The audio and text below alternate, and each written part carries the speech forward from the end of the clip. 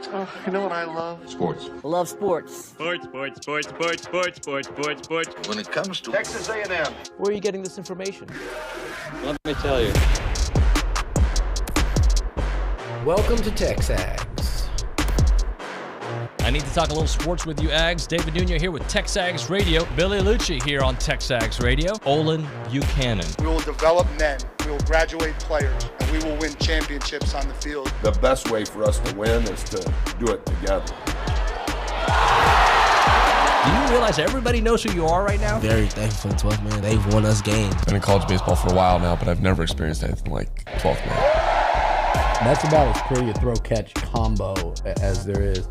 I saw the safety roll, the slot fade. I knew where I needed to put the ball. Our skill set worked great together. Like, he was more speed and I was more power, and then we put together, it was like thunder and lightning, you know. You know, if I'm betting on anybody, it's the Aggies.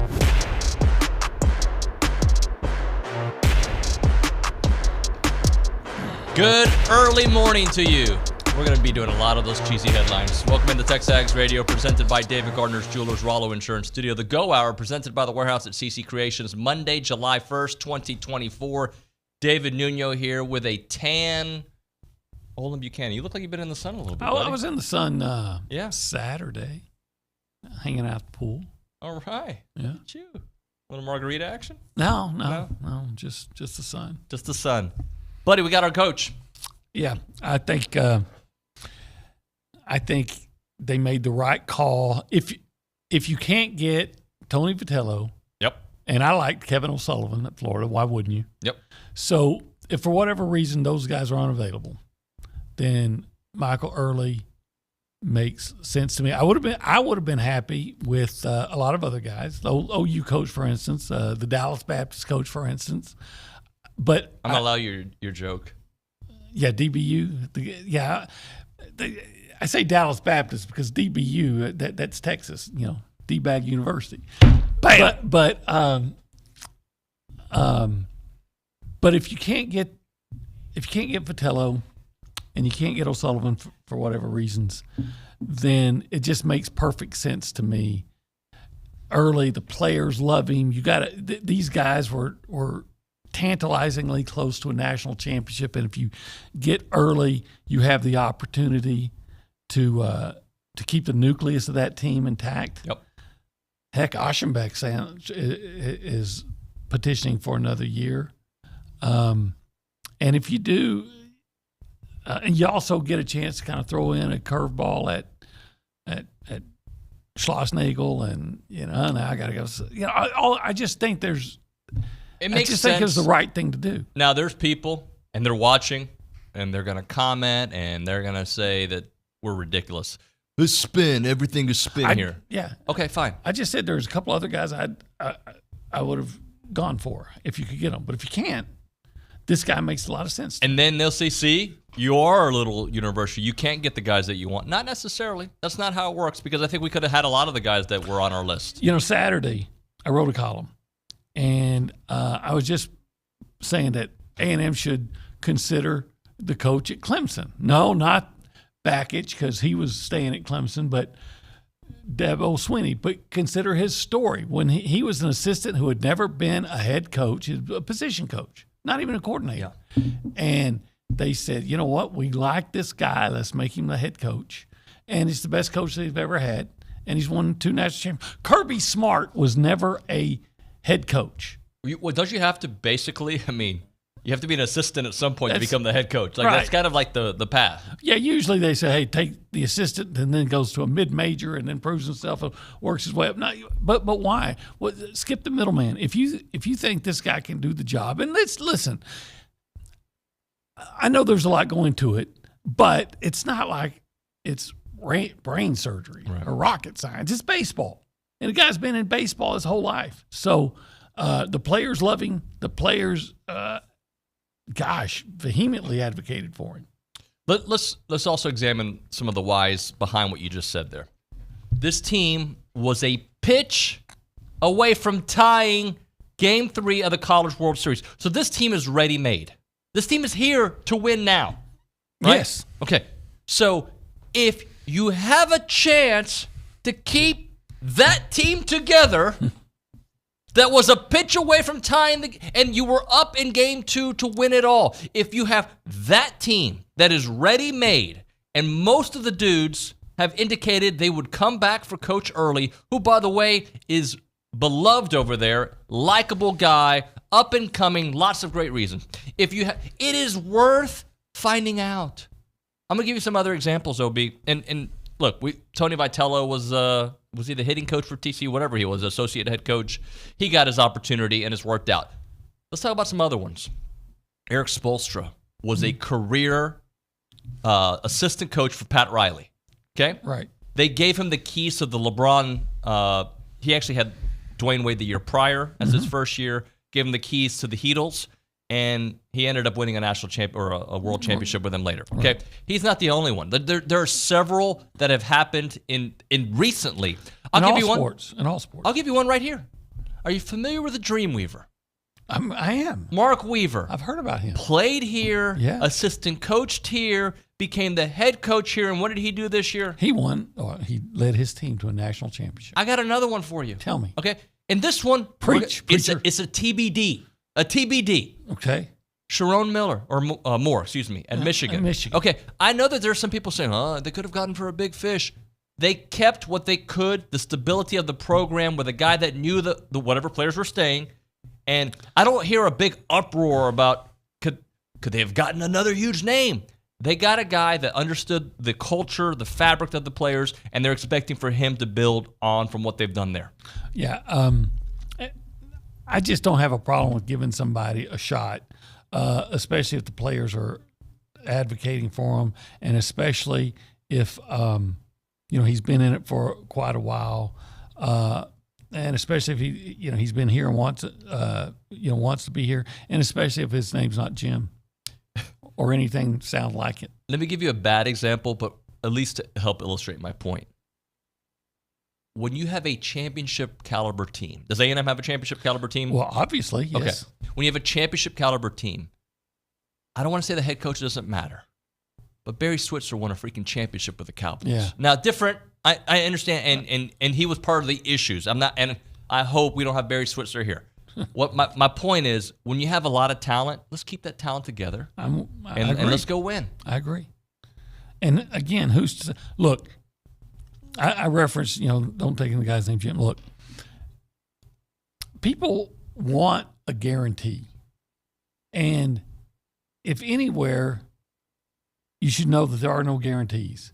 Just look at A&M. So the two out of the park hires where people were celebrating in the streets that A&M made in football, and I'm talking about football here, is Dennis Francione and Jimbo Fisher. There are no guarantees. Meanwhile, one of the most beloved coaches in baseball here was Mark Johnson. Yep. And if somebody tell me if I'm wrong, and I don't think I am because Gabe Bach told me this, and he knows A&M baseball like crazy. He says Mark Johnson was never a head coach until he became a head coach here. Now, there are examples of where it works. There are examples where it doesn't work. But I think here, it makes too much sense. Now, I'm going to read this to you because I love when you get fired up. And not that you'll get fired up on this one. Gringo Horn. Okay. I know what a gringo is. Spin till you believe it yourself, Olin. Good grief. What the bleep are we spinning? Well, we're discussing. There are pros and cons, and you keep the freaking team together. Sorry, it was acting. It wasn't real. I wasn't really mad at you. No, I do believe that you keep the team. Like I said, there's no spin here. This is an honest opinion. I said that if you could get Tony Vitello or Kevin O'Sullivan at Florida, those were the two guys that I'd say absolutely. But beyond those two, and I guess the guy at Clemson, I don't know as much about him. But by the way, most of the freaking people talking don't either. They don't. That's probably true too. I know. So I've Googled them. So beyond those two guys, and again maybe that guy, it comes down to who do I? If they had hired again Johnson from Oklahoma, I wouldn't have had a problem with it. I would have hired liked it. Huh? There's a lot of I like keeping our players. That right now. That's the most important thing. And I like Michael Earley as a person. That goes a long way. Bob Stoops was never a head coach till he became a head coach. Right. And to tell you the truth, no horn, gringo or otherwise, do I give a flying fox about what they think of my opinions. Have you ever seen a fox fly? No, personally, I have not. They've got squirrels, I guess, can do that, but yeah. No, I've never seen a fox fly.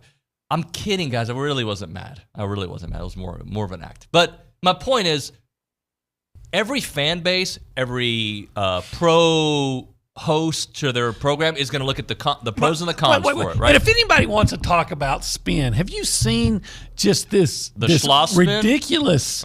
Now Schloss-Nagel now, he's gone from trying to spin the thing, and then they brought up Brian Davis, a former, I think he went to Texas, and a former statesman writer, and a friend of mine, actually. But, he comes up, this guy hadn't been writing stories. Suddenly he's writing stories. To my knowledge, he hadn't been writing stories. Suddenly he's writing stories about, hey, this guy who won the Cy Young Award says this about Schloss. Okay, maybe not every, but we saw what we saw. The world saw what they saw, and they're in spin cycle. Yep. And now Schloss-Nagel yesterday is like, the job changed when they changed athletic directors. He's like this kid that got caught in a lie, and now he's trying to find other people to blame. And by the way, he once said that I should get a new job because I said that Sam Houston playing A&M meant more to them than A&M playing Sam Houston. And, so if I have a chance to rip on him, I'm going to take it. Well, look, by the way, I spoke to a lot of at least 3 different Horn fans who, a couple things, didn't like the idea of hiring Schloss, didn't like the way he handled it, and are going to root like hell for him. Of course they are. He's running their program. Like, people have told me, I wouldn't have gone after the A&M head coach. I don't like the way he handled it, but he's great, and we're going to win with him. All things can be true. He can try to spin it all he wants, but everybody knows that he was lying.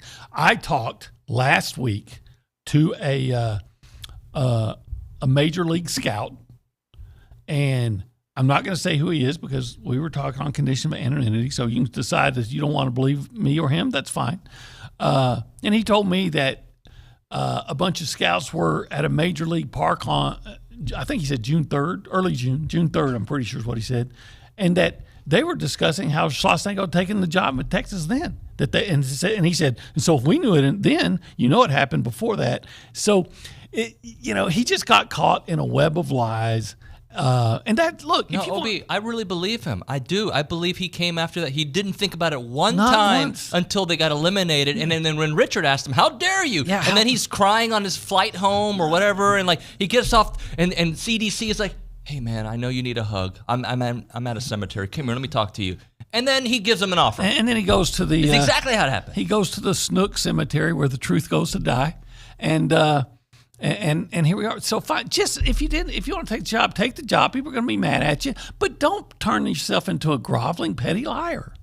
Look, I took what I thought was a better job and better move for my family. And some people question what I was doing. That's right? Right. Like, what are you doing? You're going from ABC 13 to TexAgs. Why? And this is what matters to me. I'm going to be working with a friend, right? I had my reasons. There was no lie. There was no spin. It was like, this makes more sense for me.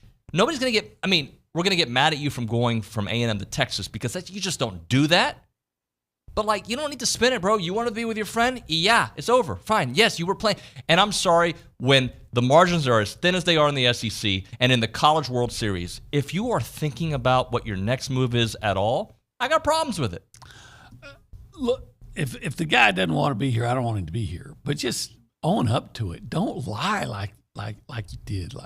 And then, again, lash out at a reporter, and then you go into complete damage control. I guarantee you somebody over there, they're so worried about their image that, you've got to be proactive in apologizing to Richard Zane because the world saw what a major league D-bag you can be. By the way, Aggies are going to get mad at me, and I'm going to say it maybe for the last time today, I hope. I liked Schloss. He was great to me. Okay? To me, he was great. And I liked him as the head coach at Texas A&M. No doubt. And at the time, as of Monday afternoon, I wanted him to be our head coach, even though I had heard whispers that he was looking at elsewhere. But you don't want to be here? Bye. I don't need you. Right? Doesn't mean that I don't think that we had a good relationship. None of that. I'd shake his hand if I saw him. I would. But I don't like the way he handled it, and we move on. Yeah. When he said that about that I should get another job, I texted him and said, hey, if you ever have an issue with anything I write or say, please feel free to call me and we'll talk about it. And he said, yeah, I'll do that. Never heard from me, and that's fine. But the way he dealt with Richard is almost unforgivable. Let's move on. Let's move on, because today should be about Coach Earley, right? You're right. We're done. Yeah. Let's wipe our feet. And last thing I'll say until I bring it up again. Thank you for making this rivalry, which was already a great rivalry, matter more. Thank you for making baseball so relevant on July 1st, right? Like, our boards is full of baseball. I love it. We are 2 weeks away. Why did my voice do that? I don't know. 2 weeks away from SEC Media Days today. 2 weeks from today, we'll be in the Metroplex. Yeah. Excited? No. A little bit? No. Come on, fun. Obi always says this. It's like, you guys have fun, but I'm writing the whole time. It's the 4 longest days of the year for me. Oh, man. All right. Liucci's not ever saying, hey, Olin, come with us. We're going to have the big... Well, you went to dinner with us once. All right, let's do this. All right. Let's go around the room and say hello to the people. Before we do that, this is Coffee Talk presented by TexAgs Coffee. Beat the hell out of the mornings by going to texags.com/coffee. Shall we give away a coffee? We shall. Or a bag of coffee, I should say. Yes. What number? I don't know. Maybe today, maybe it should be just the first one that gets in, whoever's in early. 8. Michael Earley's number is 8. Why not 8? 8 is enough. Nicholas Bradford. Are you familiar? With Nicholas Bradford? Yeah. No.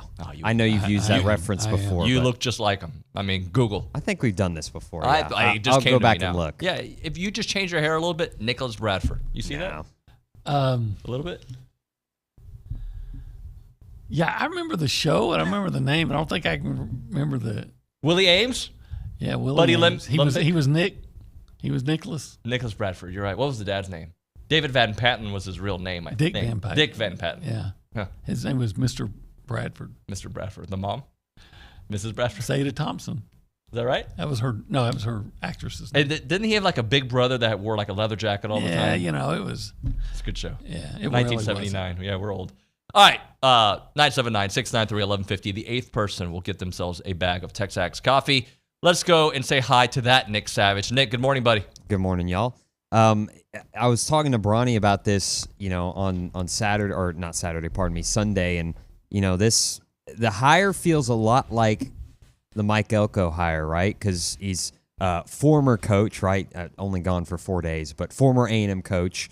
The players freaking love the guy. They've all voiced their love for him on Twitter and whatnot, and what him, being the head man at A&M would mean to them and the program. And so, to me, it felt like the right move. So I'm glad that Trev Alberts and the A&M brass pulled the trigger, and I'm really excited for the future of A&M baseball. It's going to be a juggernaut for sure.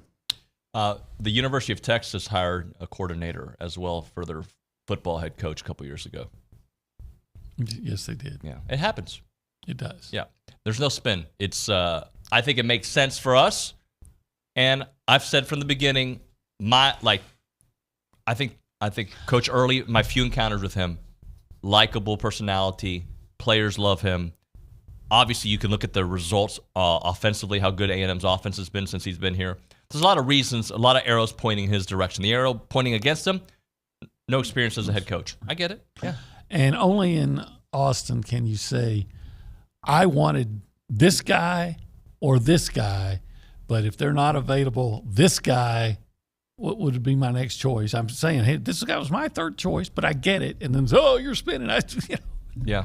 Look, I think when it's, I think that you're going to see Michael Earley be very successful here. I hope so. By the way, we've got somebody asking about who the pitching coach is going to be, and that's Jason Kelly from Washington. Kelly. Yeah, so we're excited about that. I don't know a lot about him. Bronny will be on the show later. He'll kind of give us some more info, so we'll get into that. Let's go to the Angry Elephant News and Social Center. Aggies gather at the Angry Elephant. That's where we find the Carson Stein. Carson, good morning, buddy.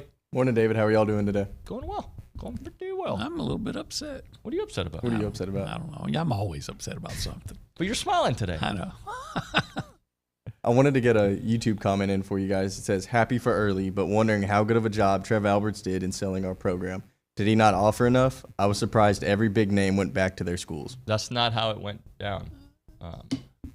I mean, look, I never expected Tony Vitello to really consider A&M. I didn't either. He just won a national championship there. Right. Why are you leaving?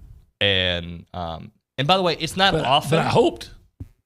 It's not often that big head coaches leave for other programs. It's not an often thing. Like when you're established, where you've won championships, that's not an often occurrence. It does happen, but it's not often. Okay, you're right. So it does happen. Well, like I think the most high-profile ones are Jimbo Fisher in football and Lincoln Riley in football. Yeah. Right? Mm-hmm. I remember when Texas tried to get Nick Saban. Mm-hmm. And and through, I think they offered him like a $2 million raise. Is that after Charlie Strong, or is that after Herman? I can't remember. I don't know, but they did. Yeah, and made a big show of it, and they couldn't get him because established guys that have just won championships typically don't leave. Aren't typically looking to lose. A lot of times they talk with you because they're looking to get a raise, a big raise from where they are. Yeah, which is what most people would do. Yeah, look. I think they did their due diligence. They talked to the existing players. They talked to the candidates that are out there, and they made the best decision for A&M right now. And if it doesn't work out, you eventually you'll have to move on. I think it's going to work out because players love him. I think there's a lot to that. And by the way, I don't care what Texas thinks. See, that's one of the things that too many Aggies worry about. Like, why do they even matter? Well, and by the way, they care what we think. That's why they're on our YouTube page right now. Yeah, I mean, I really don't. There are some that listen because they actually like the content, right? There's some that I want to hear what their perspective, right? Sports all the time, right? Like Rick and Sandman, they're all very like they don't like us per se, but they like the show, they like the content. They're trying to keep their friends close and their enemies closer. Yeah, Godfather. But there are some that they really care that's why screen capture what Bronny says, what I say, what you say. Oh, look at what they said. Can you believe it? Yeah, I can believe it because I have my audience. You have yours. All right, let's hit a break. We'll come back with some more. I'm going to talk about Elijah Robinson and comparing it to Michael Earley, why it's not the same thing. Okay. It'll be when we come back. And I do think are we allowed to talk football today? Oh, every day's a good day to talk about college football. Yeah. So let's talk about the Association of Former Students. If you're looking for a reason to come back to Aggieland, I know there's a lot of Longhorns that are listening right now, watching the show, thinking, man, you know what? I wish I lived in Bryan College Station. I didn't get into A&M. I wish I could have. But you know what? I'm going to try to get as close as possible. We got openings at the Association of Former Students. Now, you're not a former student, but that's okay. They hire people who are qualified. You want to come move to the Bryan College Station area, there's opportunities there in fundraising, former student programs, and much, much more. They're the nation's premier alumni association, and they support Aggies in so many different ways. They play a part in your story from Howdy to here, help out with Howdy Socials, Aggie Ring Day, class reunions, Aggie Muster, and everything in between. Join a team that exemplifies those Aggie core values of excellence, integrity, I'll let that marinate for a moment, leadership, loyalty, respect, and selfless service, all in support of that Aggie network. If you're interested in joining a team or sharing with someone that would be a great fit, please visit tx.ag/association jobs to apply and get more information on each position. It's the Association of Former Students.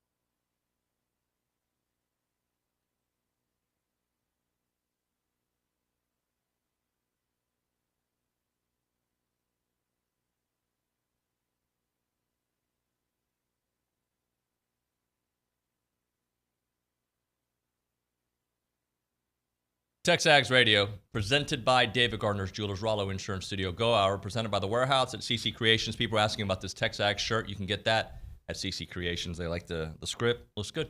Pretty good. I'm going to read Mama Montgomery's tweet, all right, from this morning. Yeah. Oh, a new one. Okay. It's a gamble, no question, but he's not starting from the bottom. He's inheriting the number 2 team, top BBNIL, and a rabid fan base. The core hitters and pitchers will return to their early favorite, and she spells it the way his name, support the player, support the AD, and buy in. All in.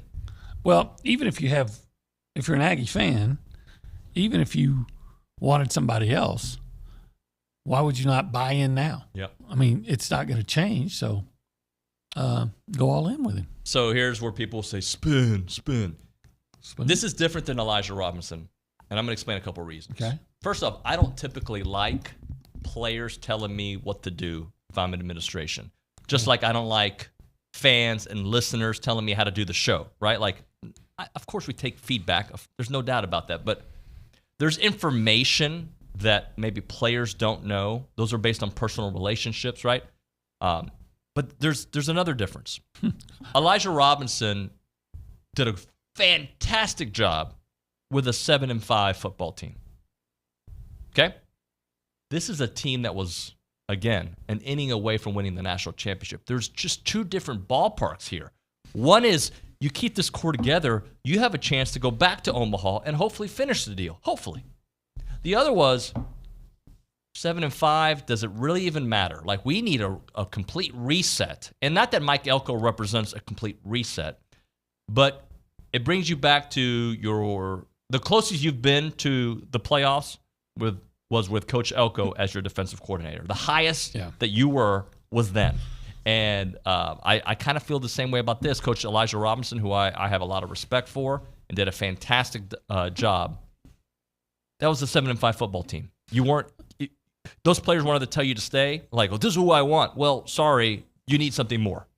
Yeah, maybe it would have, to your point, maybe it meant a little bit more had those players had a championship caliber team. But I'll say this. I think you can back me up on this. I personally, Mike Elko was always my number one guy, even though I understood if you could get DeBoer. My goodness. Maybe you change your mind. And as far as Elijah Robinson, I remember thinking, well, if you can't get some of your top candidates, then, maybe you should do that. But Elko was always, in my mind, the correct choice. Okay, what are you reacting to? No, I shouldn't talk about somebody online. Okay. I shouldn't. Somebody's mentioning some stuff about us not having a football program, and I clicked its profile, and I'm like, oh, buddy, don't be talking about us. Just don't. Like, it's not going to work out for you, Will. Chicken. All right, I do want to continue the baseball track, and I think we got to get some football in today. And it's going to be a lot of baseball throughout the show. At 9 o'clock, we have Bronny on the program. Okay. 9:35, Michael Barash is going to be on the program. Okay. He's been very outspoken on Twitter. Looking forward to talking to him and also reliving one of his great moments against those Longhorns. And at 10 o'clock, all Billy Liucci all hour long. So we'll do that. If you want to be a part of the conversation, we'll take some calls. Why are you excited about the Michael Earley hire? Or are you maybe a little worried? You can tell us. We'll talk it out. We can be therapy for you. 979-693-1150 is our phone number. 979-693-1150. Right now we're talking Heritage Films and Chance McClain. Chance went to Texas for a little bit. He got out. He realized, it wasn't for me. His daughter went to Texas A&M, and he started loving our traditions, our history, our program, and he loved telling our stories. So when he started Heritage Films, he started getting all these Aggies to call him up, more than any other fan base in the country. It was Aggies calling Chance and telling their story. If you want to tell your family story, you can do that by calling Chance McClain up. 713-893-8341. Chance is a storyteller. He tells these documentaries in 2-hour form, and it's like you're watching a next Netflix special. He is so good at what he does. He can do it about your family business, your family ranch, your grandfather's story, your dad's story, your mother's story, whoever it may be. He is an awesome storyteller, and you'll love it. He also does a Yearflix, a 20-minute option, Q&A form for the kids, right? So if you got a 6th grader going into 7th grade, maybe it's freshman year at A&M, you can do one story there. Then when they get their Aggie ring, another story. When they graduate, another story. And then when they get married, another story. 4-part story there with Yearflix. The phone number, 713-893-8341. 713-893-8341. Or go to yourheritagefilm.com. That is yourheritagefilm.com.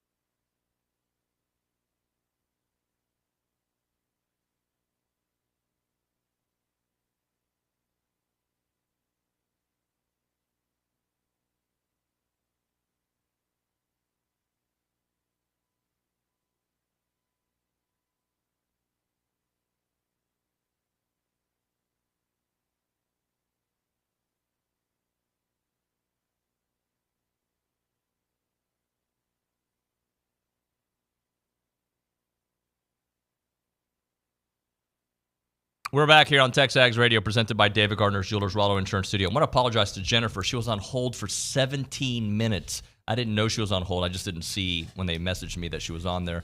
She hung up. I apologize, Jennifer, if you want to call back, 979-693-1150. She wanted to talk about classy coaches.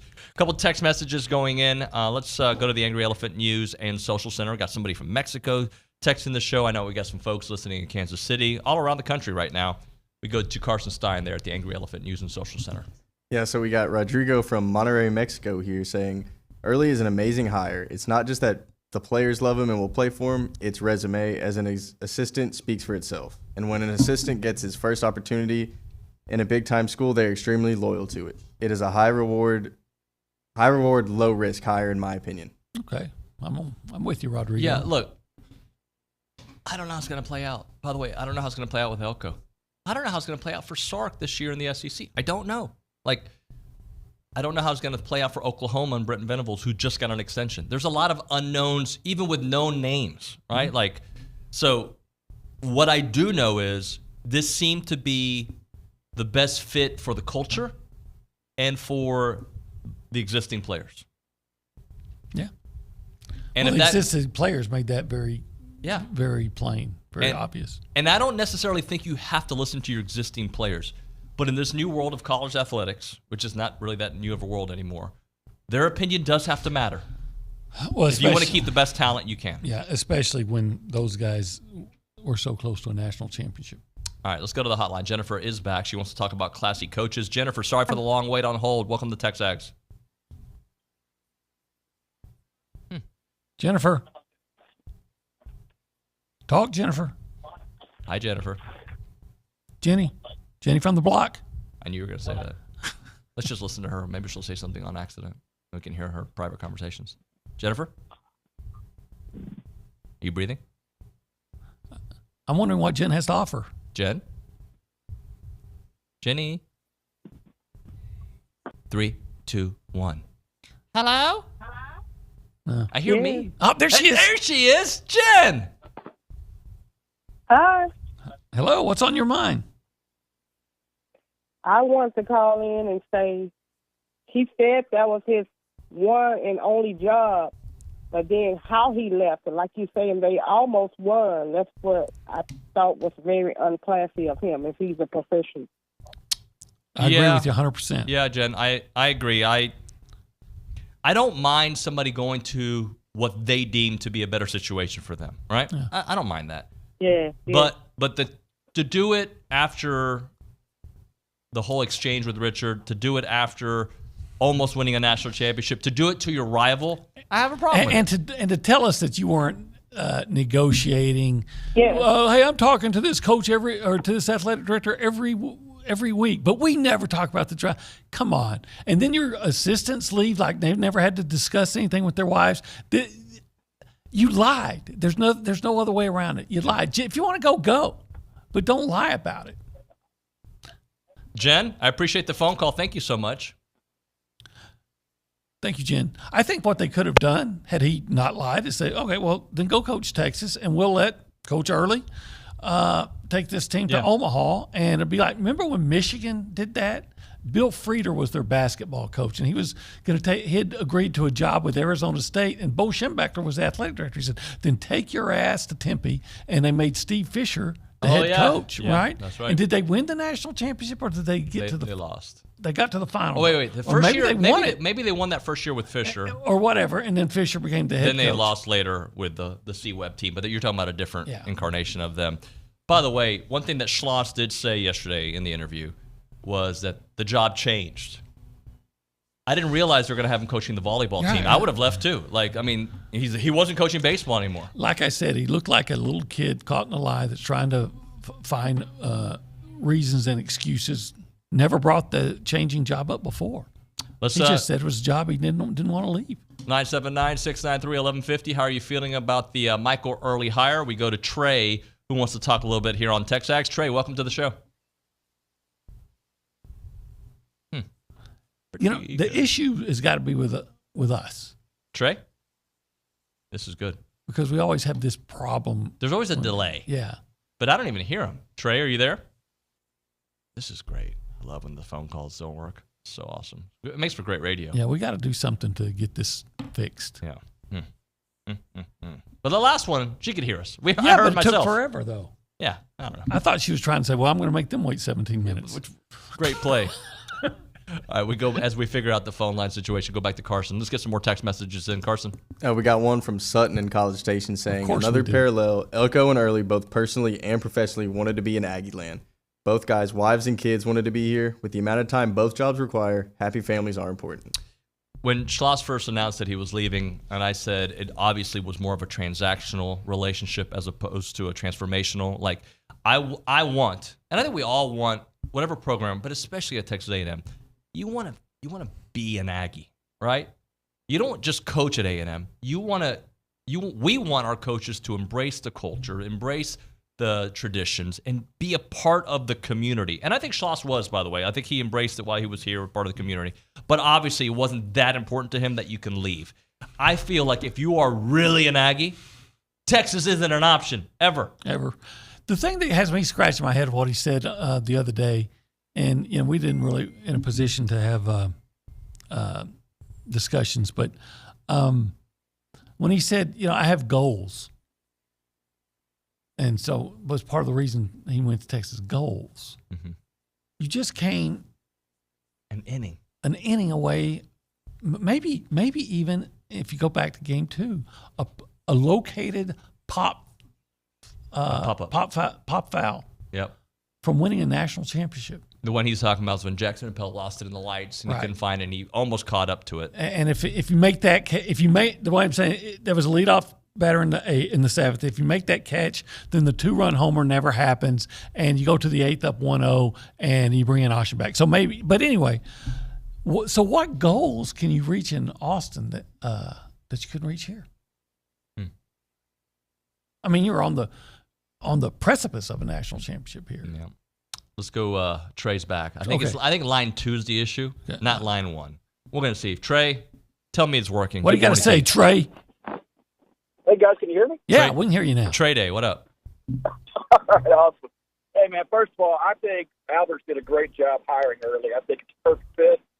I know he would have, needed a better name. Or people want a bigger name, but I think the guy's going to do a wonderful job. But the issue I have right now is, more than anything else, is when we allowed the University of Texas into our conference, we now see the results, and now these young kids that were not a part of this rivalry like I was now understand what a conniving bunch of cockroaches those guys are to do what they did. And then yesterday on the SEC Network, they had a love fest welcoming Texas to the SEC. They're going to ruin the conference, and that's my 2 cents, and I'll let you guys go. Thanks. Appreciate you, Trey. Thanks very much, man. Look, we'll know in a year or 2 or 3 if this worked or not. Yeah. That's how coaching hires work. The ones that seem like grand slams sometimes aren't. Sometimes the aren't. ones that seem like terrible hires end up being fantastic. Yeah. I will say this. This university has done, and some of it, credit goes to Ross Bjork, right? They've done some outstanding hires the last few years. Outstanding, from Joni Taylor to Jamie Morrison, all around, right? Garrett Chadwell, Brian Corton, Mark Weaver. Like, there's a lot of great coaches on campus. Let's hope. By the way, I didn't hear it, and I'm not going to get into a war with somebody, but I'm just going to bring this up.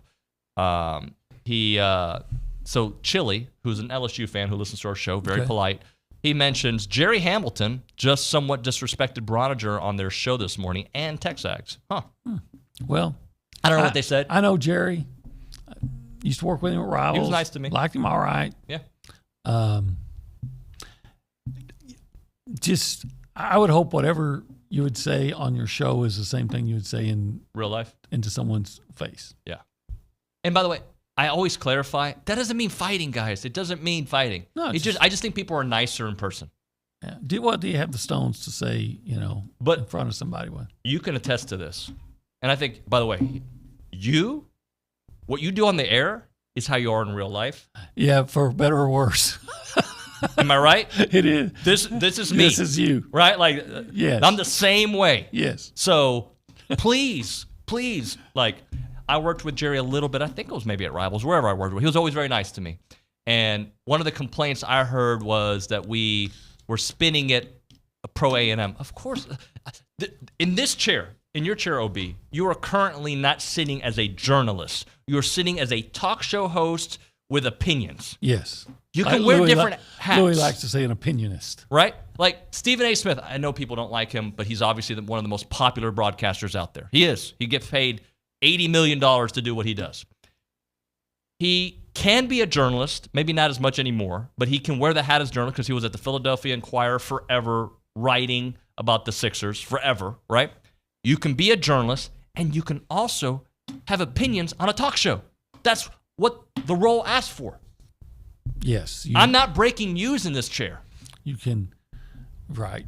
And I think that's what sometimes people don't get is that, like, when I was in Austin on Tuesday, there's a certain protocol for a press conference. Yep. The way you're expected to act, personal professionalism, that maybe is different when you're doing your talk show. Mm-hmm. Which absolutely is different than when you're doing a talk show. But anyway, once again, as far as Jerry, I don't know what he said, so we don't need to get into it. Yeah, I mean, whatever. I don't expect a pro Longhorn site to like what we do. I don't.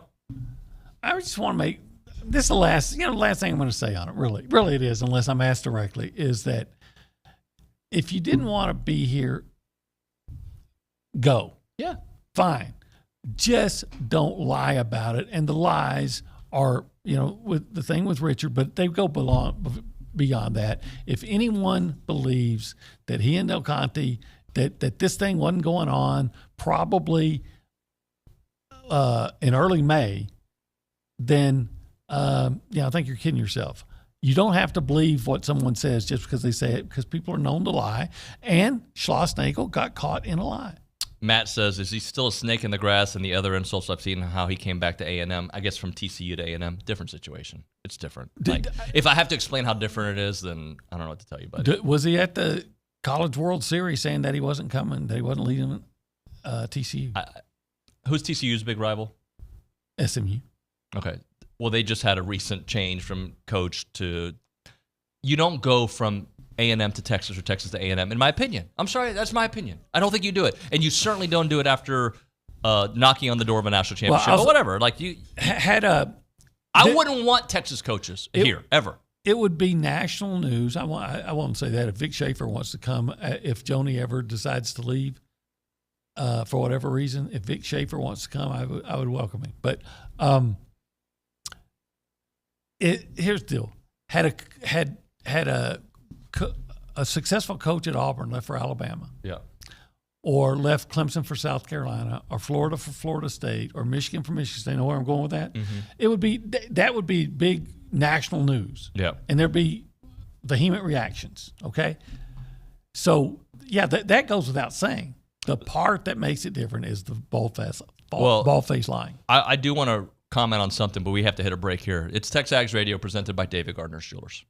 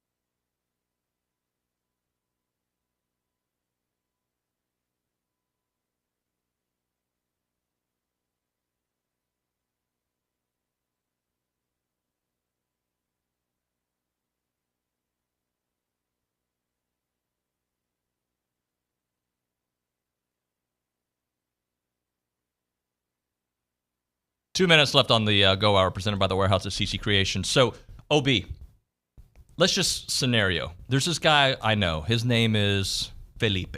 Okay? Felipe's got this gorgeous wife named Jennifer. Okay? Okay.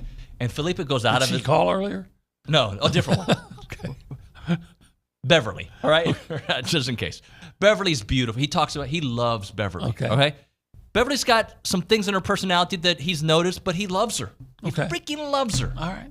Beverly hooks up with his arch rival. Yeah, his his arch rival, okay? Yeah. And like goes and now he starts trashing her. And people are surprised because apparently what Jerry said was that we disrespect Schloss, but we're kissing his butt for years. Maybe you only like to listen to one segment, Jerry, of the show. Schloss was great to me. I've said that many times.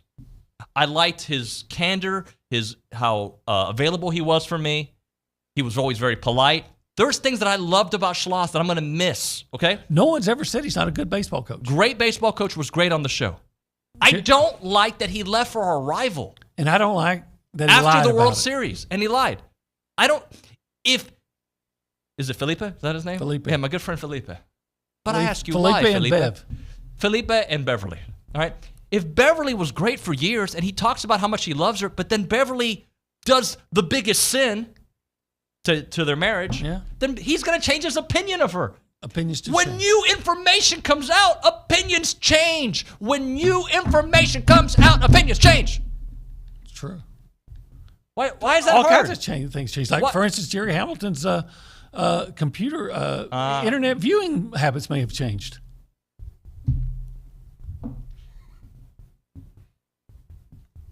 May have. I don't know if that was okay. I'm just saying they may have. I'm not going there. I'm just saying opinions things change. Oh, man. Now it's going to be a war. But you know what? I was made for that. Let's go.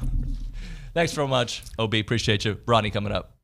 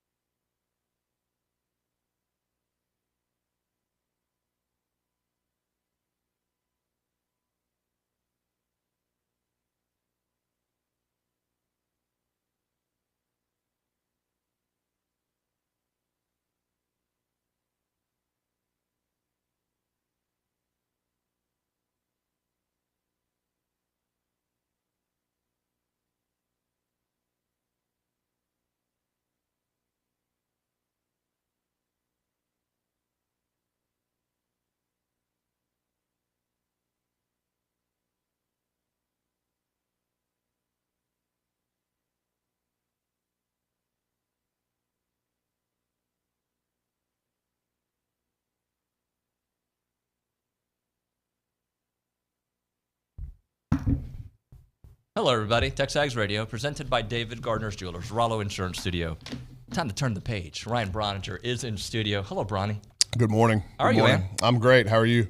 I'm well. So, I have felt you guys have been, for months for you, but this last 3 weeks, you've been so busy. I almost feel like I can't reach out to you, even though I know I can. Did you text me yesterday and I didn't text you back? No. I think so. I just said, but I knew you'd be here. I think it was about the show. Yeah. But I almost feel, because I know how personal this baseball team is to you. You love this program, right? Yeah. How much you love your job. Sure. It's all fair. And I love all my jobs. I love coaching baseball. I love getting involved with the kids and the families and relationships. And I'm a relationships guy, so I enjoy getting to know the kids and the coaches and the players. And whatever that entails, I still enjoy doing it. Just because something may have happened in the past doesn't mean that I'm going to change how I am going forward. Yeah. And I'm super blessed to have this job and to be able to sit on this microphone or in this office with great people that care about Texas A&M and they care about their job. So yeah, I'm in a good spot, man. I've gotten a lot of interesting anonymous DMs over the last week or so. Whatever. It's good, friendly or mean? No, not. But they've come from one side of the rivalry. Huh? Do they have real names on these DMs? No, they never do. Oh, of course, they never do. But no, it's been a cool week, right?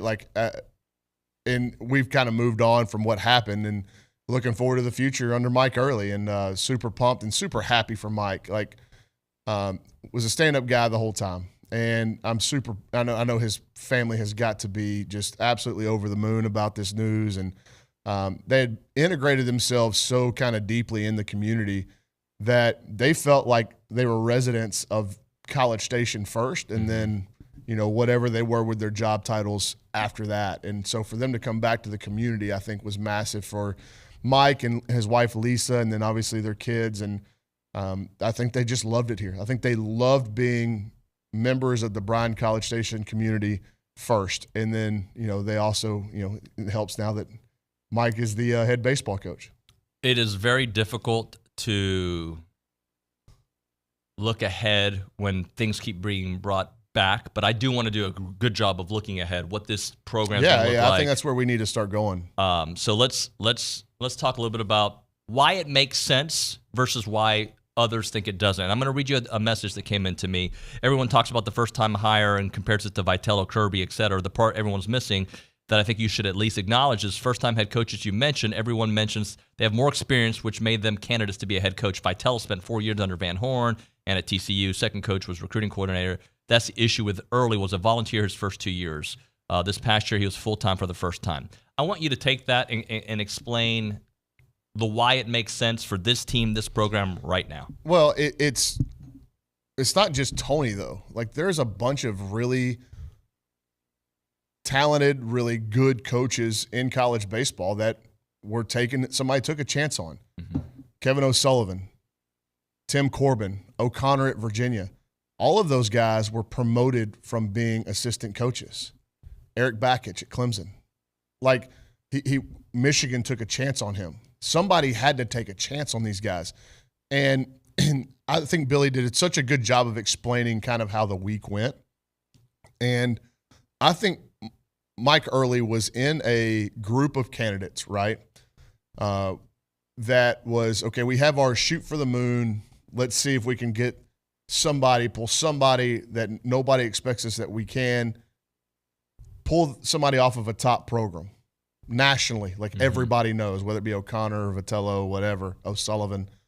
And so that was that pool of coaches. And then there was the Skip Johnson, Dan Hefner, Tom Walter, Mike Earley was in that group. And I think when Mike Earley interviewed, I think he vaulted himself into a different category.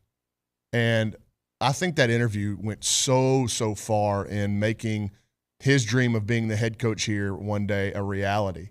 And I think that we started to hear that it became very real once he interviewed, because everything we'd heard was man, that guy just absolutely killed that interview. Wise beyond his years, has a plan. And you have to understand, one of the things that we said in our rapid reaction was Mike Earley was interviewing with an alpha male football guy in Trev Alberts, who was a first-round pick, right? And he was also interviewing with a former Air Force general. Do you think that either of those guys are bottom-up type of leaders? No, they're top-down. Yeah. So they obviously took into account what the players were saying, but just because the players wanted Mike Earley as the head coach wasn't going to be enough. Much like Elijah Robinson, the players wanted Elijah to be the head coach. It wasn't going to be enough. There was going to have to be something else for Mike to get the job, and so he had to go in there. And I don't know I honestly don't know what was said in the interview, but I would imagine he went in there and said, you need to keep me because if I'm not the head coach, all these guys are going to leave. Do you think that would have resonated with Trev Alberts and General Welsh? No. There's no way. Common sense tells you that. So whatever the messaging that Mike went into that interview with was spot on. And I also think that he liked that Trev was having a direct role in this hiring process and that he was going to have a direct line to Trev. And like, there didn't need to be a middleman. Like, he wanted a direct relationship with the AD, and I think Mike appreciated that, and I think Trev probably appreciated that out of Mike as well. And so when they started taking in all the factors of not only what the players wanted, and I think that was a pretty savvy move by the A&M brass, was to listen to guys like Jace Lavalette and take into those accounts for, okay, you want Mike Earley. Why? Why is it? What do you like about him that makes you so attached to him? And they got that input. And then when Mike showed those qualities in the interview and didn't, I cannot imagine him going, you need to keep me or else. I just don't think that line of thinking was going to work. That messaging was going to work with Trev Alberts and General Welsh. So it had to have been something other than that. And I believe it's because of his plan for the program, his passion for the program, his passion for being a member of this community. And you don't think a guy like Mike Earley, who has been clearly successful on the field, and Billy made a great point in our rapid reaction. You know why it's hard to get Dan Campbell out of Detroit? Because of that ownership group. They believed in him. They believed in him, and they took a chance on him as a first-time head coach. Mike Earley is going to be really loyal to these people here because A&M took a chance on him, and he has openly talked to me about during the season, like I guess it was very, very early in the season, like, hey, I'd like to be the head coach here one day. Like, he goes, I don't know how it would happen, but I'd love to be the head coach here one day. And I'm not sure he was thinking about that it would happen 5-6 months later, but here we are. And so, like, I know this was one of his dreams, was to be maybe not directly at Texas A&M. I think that grew into his dream. Like, man, this place, the town just has a grip on my family, and we love being members of this community. And I think that this dream of being a big-time college head coach may have evolved into being one day the head coach at Texas A&M, but he's living it now. And so he is going to be, I would imagine, extremely and eternally grateful to guys like General Welsh and Trev Alberts for giving him this chance. And he is going to do everything he can to fight for this university and this baseball program. So let me ask you this. And the spin that people are talking about, right? There's talk of spin. Let me just ask you it from this perspective.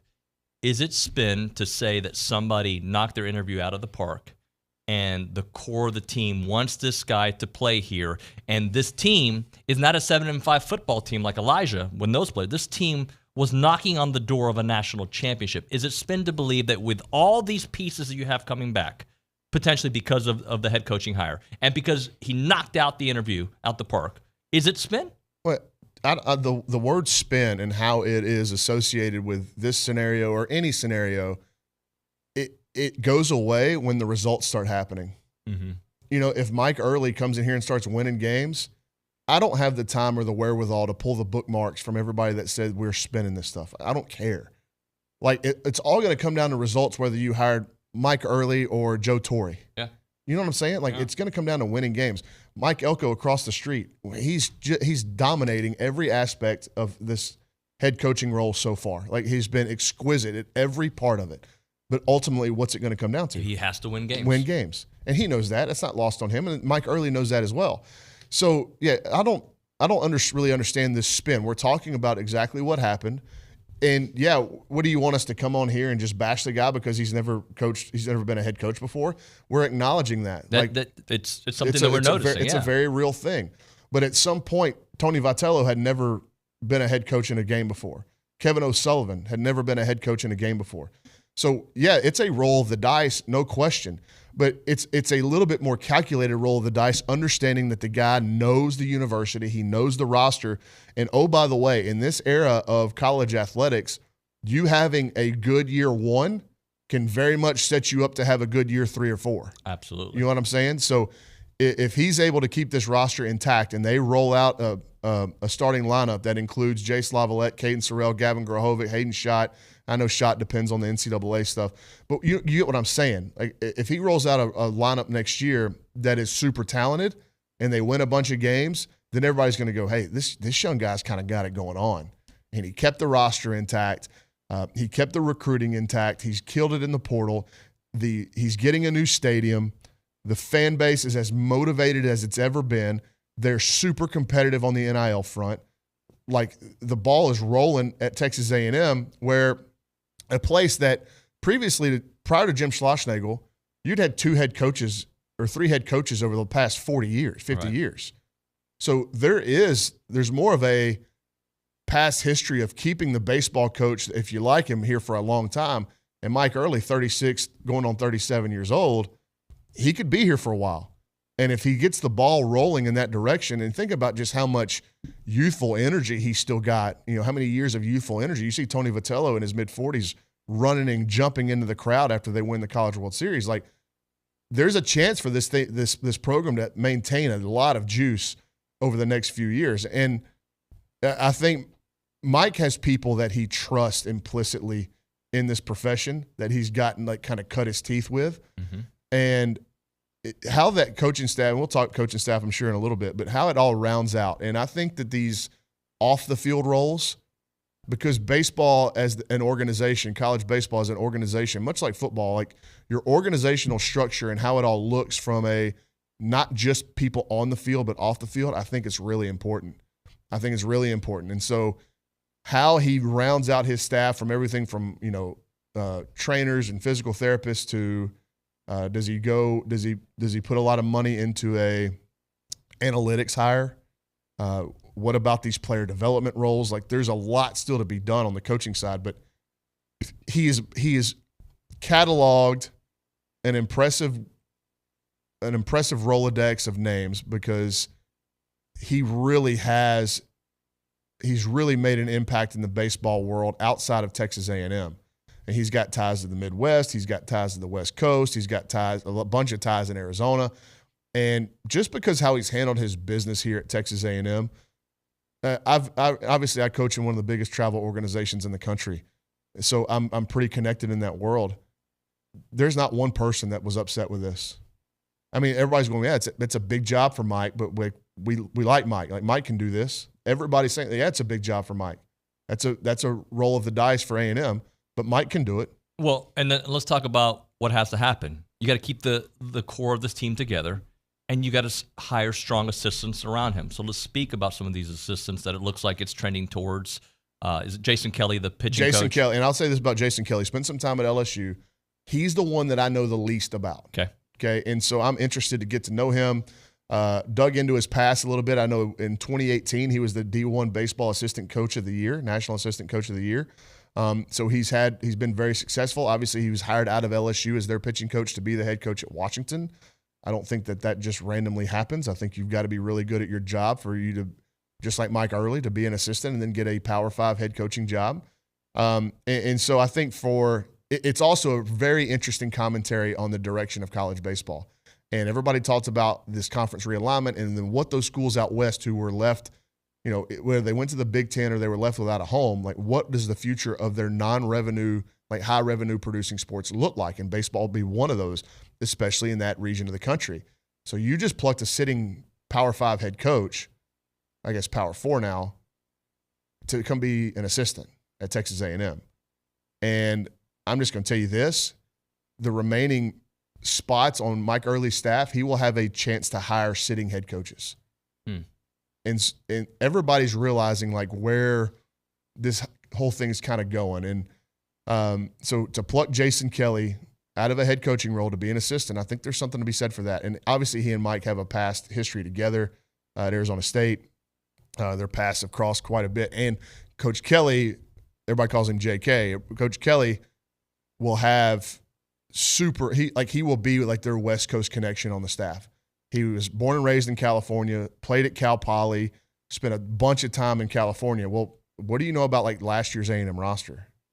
Some California guys like Gavin Grohovic. Yeah. Gavin Grohovic, Hayden Schott, Teddy Burton, Ali Camarillo. Like, it was about half Cali kids. Yeah. And what do we know about Cali kids across multiple sports? What have we just seen in football for A&M?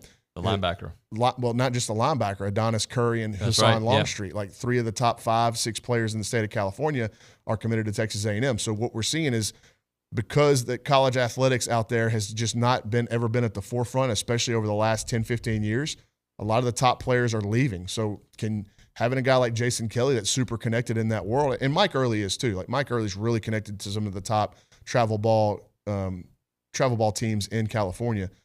So, but to have those connections, it's only going to help the roster. And you having a presence in California is almost mandatory now if you're going to compete in the SEC or the ACC, because those kids, California produces the most MLB talent of any state. So you better be able to go in there and get some of it. All right, so beyond Jason Kelly, let's talk about the staff. Will Fox is going to have a role? Yeah, Will Fox he'll help with the defense, so he'll infield defense, and he'll also play a role in the offense. I don't know what it's going to look like in terms of like who's coaching first, who's coaching third. Will Fox is 29 years old, started his career at TCU under Jim Schlossnagle, actually had an at-bat in the College World Series on one of those TCU teams, and then finished his career at McNeese in Lake Charles, and right after he got done at McNeese, he started like volunteer assistant. And I got to know the head coach at McNeese. Obviously, it's my alma mater. Got to know Coach Hill pretty well, and I got to talk to Coach Hill about Will Fox. And Will, I have a great history with. Will was actually one of my players way back in the day, the early 12 baseball days, and very early. So like right when I moved here, Will was around. And so I talked to Coach Hill at McNeese about Will, and he was like, man, this kid is super sharp, and he's dedicated to learning more. He was an infielder and a hitter. At one point in his career at McNeese, very early, they turned over the pitch calling duties to him because he dove into it so much. He's got a great feel for the game. The players love him. And he has worked, so A&M's infield defense, he was the guy. Like, he's the guy that went out early by himself with a group of infielders and hit the fungo and did all of came up with their glove work progressions and all this stuff. So this is a big opportunity for Will. He's from, like I said, he's from Montgomery. He's 29 years old. You don't think that guy feels like he owes something to this place and owes something to Mike Earley for taking a chance on him? He's been at A&M for 5 years. The last 3, he was the director of video and analytics, but he's always been an on-field baseball guy. And I think we're going to start learning that Will Fox is another rising star in the assistant world. It wouldn't surprise me if at 34, 35 years old, Will Fox is a head coach somewhere. What about Caleb Longley that I keep seeing stuff about on Twitter? Yeah, so Caleb Longley ran the Texas offense, and he was their hitting coach. And Texas had a couple of really good years offensively. They were super good this year. Combining Caleb, who has made a real reputation as a recruiter. I mean, go look at Texas was getting ready to bring in their 2024 recruiting class was as good as anybody's, and they signed the top player in the state of Texas. They signed the top player in the state of California. Now, obviously, both of those are going to have big time draft risk, but if you have a chance to sign the top players in those states, you go out and do it, and you try to figure out the draft later. And Caleb Longley played a key role in that, and I think Caleb Longley played a key role in some of the guys on the Texas offense taking big steps forward this year. And Rylan Galvan, their catcher. Kimball Schuessler, the other catcher, Max Ballou, Jared Thomas. A lot of these guys took big steps forward in terms of their power production, and I think Caleb Longley is going to be credited with that. So when you talk about Longley and Earley together, that's 2 really bright offensive minds. All right, before we hit a break, what other spots are they looking to hire? So I think they're going to go with 2 spots for those, maybe 3. But I would imagine right now it's safe to say they're going to go 2 with a player development and a personnel guy. So those are technically off-field roles. and it'll be interesting to see kind of those names that get whittled down to potentially take those jobs. You mentioned maybe sitting head coaches somewhere. Yes.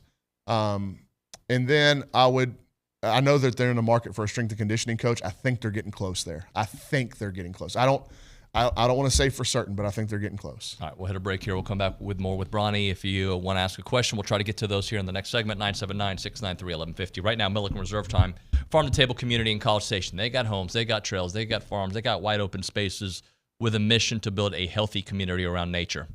They've committed to treading lightly on that beautiful land that you can find Milliken Reserve on, a sanctuary for family, for nature, and for community. 2,600 acres of open space. You've got 30 miles of trails. You've got homes. You've got open space. They want to connect families to nature and to each other. They've got an extensive network of trails throughout a wooded landscape that includes walking and equestrian paths, creeks, ponds, and gathering areas, a place for families to cherish generation after generation. You can find all the animals that you want there, from the white-tailed deer, the songbirds, the rabbits, the turtles. And homeowners at Milliken Reserve share a legacy of conservation, which means generation after generation, you're coming back to that pristine countryside place, an enduring resource and place that comes together to reflect and relax, to explore and to discover. The website is millikenreserve.com. That website is millikenreserve.com. Go check it out.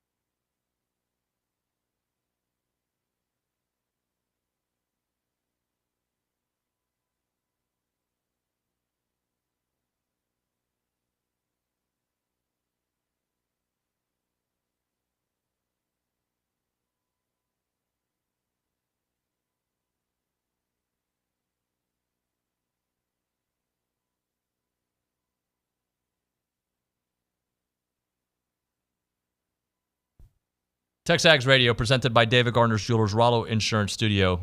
We got Ryan Brauninger with us for another segment. So, you see the big news during the break? What was that? Texas A&M University System Chancellor John yeah. Sharp will retire on June 30th, 2025. I saw that. Yeah, we'll ask Billy a little bit about that. Yeah, he'll have a much better. Hey, a name that I haven't seen talked about a bunch, but we feel good about a lot of the guys coming back, right? We feel good until we know, but we feel better about had they gone in a different direction. Have you heard or you have any feel for Caden Kent's situation? Other than the fact that I know he's still communicating with Early and Will Fox. He wants to be a shortstop, right? I think so. Yeah. I don't want to put any words in Caden's mouth, and I don't, I know Caden Kent. I respect him and his family immensely. And I also think that he's wanted back. So, all those kids, I hope the A&M fan base, and I haven't seen too much like vitriol for the kids that went into the portal after all this happened because it's an insurance policy, man. Yeah. And, Jace Lavalette understands that he is a legend here. If he can, he's already a legend, but he comes back and he writes his name all over these record books. He's forever a legend and a lot of these kids will be because of what they just did, what they went through with the coaching transition. If they stick with the school, that's going to pay dividends for them down the road. And I don't think that's lost on many of them. I think that it's very aware, what the Aggie network and what wearing the ring and all this stuff does for your future. But in the short term, I think these guys are just going through some things. And, once guys like Jace and Sorrell and Gavin and, they go into the portal, then it turns into complete madness, and I just don't know that any of them want that. Ryan Prager sat in here and said that these guys want to be Aggies. And so I think Mike Earley is going to have every chance to get all those guys back. And they're going to give him a chance to get them all back. And then you dropped this bomb over the weekend. We know that Prager's he would like to come back to A&M, but I wouldn't. He said he's either going to come back to Texas A&M or he's going to go play pro ball. Right. He's probably going to go play pro ball. I would lean toward it, and I don't. Again, I'm not trying to put words in Prager's mouth. He's not come out and said I'm going to play professional baseball. It's just my read of the situation. Obviously, what he's done for this baseball program in university has been outstanding. Sure. But he's got professional aspirations, as do a lot of those guys. I think I would lean toward Ali Camarillo. He pulled his name out of the portal. I think Ali is going to sign a professional contract. Chris Cortez, he's going to be popped probably in the the supplemental or second round. I talked to a regional scouting director about him directly, and what was it, earlier this week, or it was late last week. It's all running together, but he thought that that Chris would go plenty high, plenty high. And so the roster is going to have, you got to go find a catcher. I think Jackson Appel is obviously going to, test the professional water. So they've got to go find catching. There's a lot for Mike Earley to do right now, man. Find a starting pitcher. You got a lot of, we can go through the whole roster, right, and see what you got to go find. But an interesting thing that I've been seeing is a lot of the 2024 signees that are moving to campus this week are saying, hey, we're in. Right. We're in with Coach Earley. So that's encouraging to see because those freshmen, we saw how important they were on the mound, how important they've been in the last couple of years, how important freshmen have been in the lineup. And they're going to provide quality depth at the very, very least in Mike Earley's first season. So, and you also mentioned that Evan Oschenbeck would like the opportunity to come back. Well, he's looking into the possibility, right? So what happened was in 2020 and 2021, I believe it was the NJCAA when he was at Blinn. I don't quote me. This isn't verbatim, but it had something to do with if you lost time due to COVID, that the year you'd get the year back. And I think that's what he's trying to file for. Okay. Is that 2021 season of his was impacted by COVID, and so he wants that year back. And he's still, Evan is still weighing professional options as well. But he could be weighing those professional options against another year at Texas A&M, which helps with leverage. And I think no question that Evan loves Texas A&M. His family loves Texas A&M. And a future or another year under the sun in Aggieland wouldn't be a bad deal for him at all. And I think he would be actually keen on doing it. But it does give him a little bit more of some leverage going into the draft, too, if he gets that year back. And then from a transfer portal perspective, beyond our guys, right? these coaches all will have relationships with players around the country. I don't know when I'll release it, but there's a pretty impressive name expected to come in starting today, I think. Okay. So they've already been working, and there's a pretty accomplished guy that's in the portal that I think is going to visit Texas A&M. If not today, definitely in the next few days. When you bring in guys your second day on the job, you're probably swimming through a lot of things when you want to give attention to the guy that's on campus. So maybe they say, hey, can you come on Thursday or Friday of this week? Just give us a couple more days to find our footing and get settled. They just cleared out all those coaches' offices. Yeah.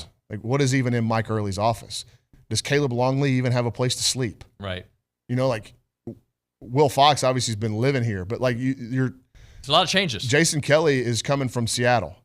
I just did that flight. It sucks. Right. So, there's a lot of stuff, moving parts that have nothing to do with anything with baseball. It's just, is the furniture even set up, What about and I got to let you go after this, but what about some of the guys that said they were transferring to A&M? Have you heard anything about them and some of the big wig high school kids? Burgevin's in. Burgevin's coming. Wyatt Hensler is now getting a big push from LSU, and their recruiting pitch is Tommy White's walking out the door. We need a third baseman. Wyatt Hensler has been committed to A&M for over a year, so it's not going to be just that easy. Say, okay, come play third at LSU, and we're going to flip you. Wyatt Hensler, I think actually he's a good enough athlete to do things other than play third base. And if he's trying to help his professional prospects by coming to the SEC, he's got 4 years of film at third base, and he could come to A&M and play third base, and Gavin could Gavin's a super athlete. Gavin comes back, and Gavin can do multiple different things, but I'd be betting on Gavin Grahovic as the third baseman. But Wyatt Hensler can play third. He can also, I think, watching his movement patterns, I think Wyatt Hensler can play second base. I think Wyatt Hensler can play first base. I think Wyatt Hensler can play left or right field. He's versatile enough as an athlete to do a lot of different things. And I think if he comes to A&M and he shows that versatility off, along with the bat that we know is elite, I think that helps him professionally instead of just having another year of only tape at third base. And again, I think if he sticks with A&M and Gavin comes back, I just like having days where hey, Wyatt, you're going to DH, Gavin's going to play third. Hey, Gavin, get off your feet for a day. You're just going to hit. We're going to let Wyatt play third. I think that helps. So, unfair question to ask you today, but I'll just ask you before we hit a break.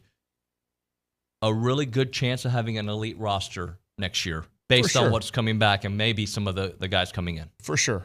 Without question. We'll see what the draft does. They got a pretty big I'm coming tweet from Sawyer Farr, freshman out of Saginaw Boswell, super talented. Super good.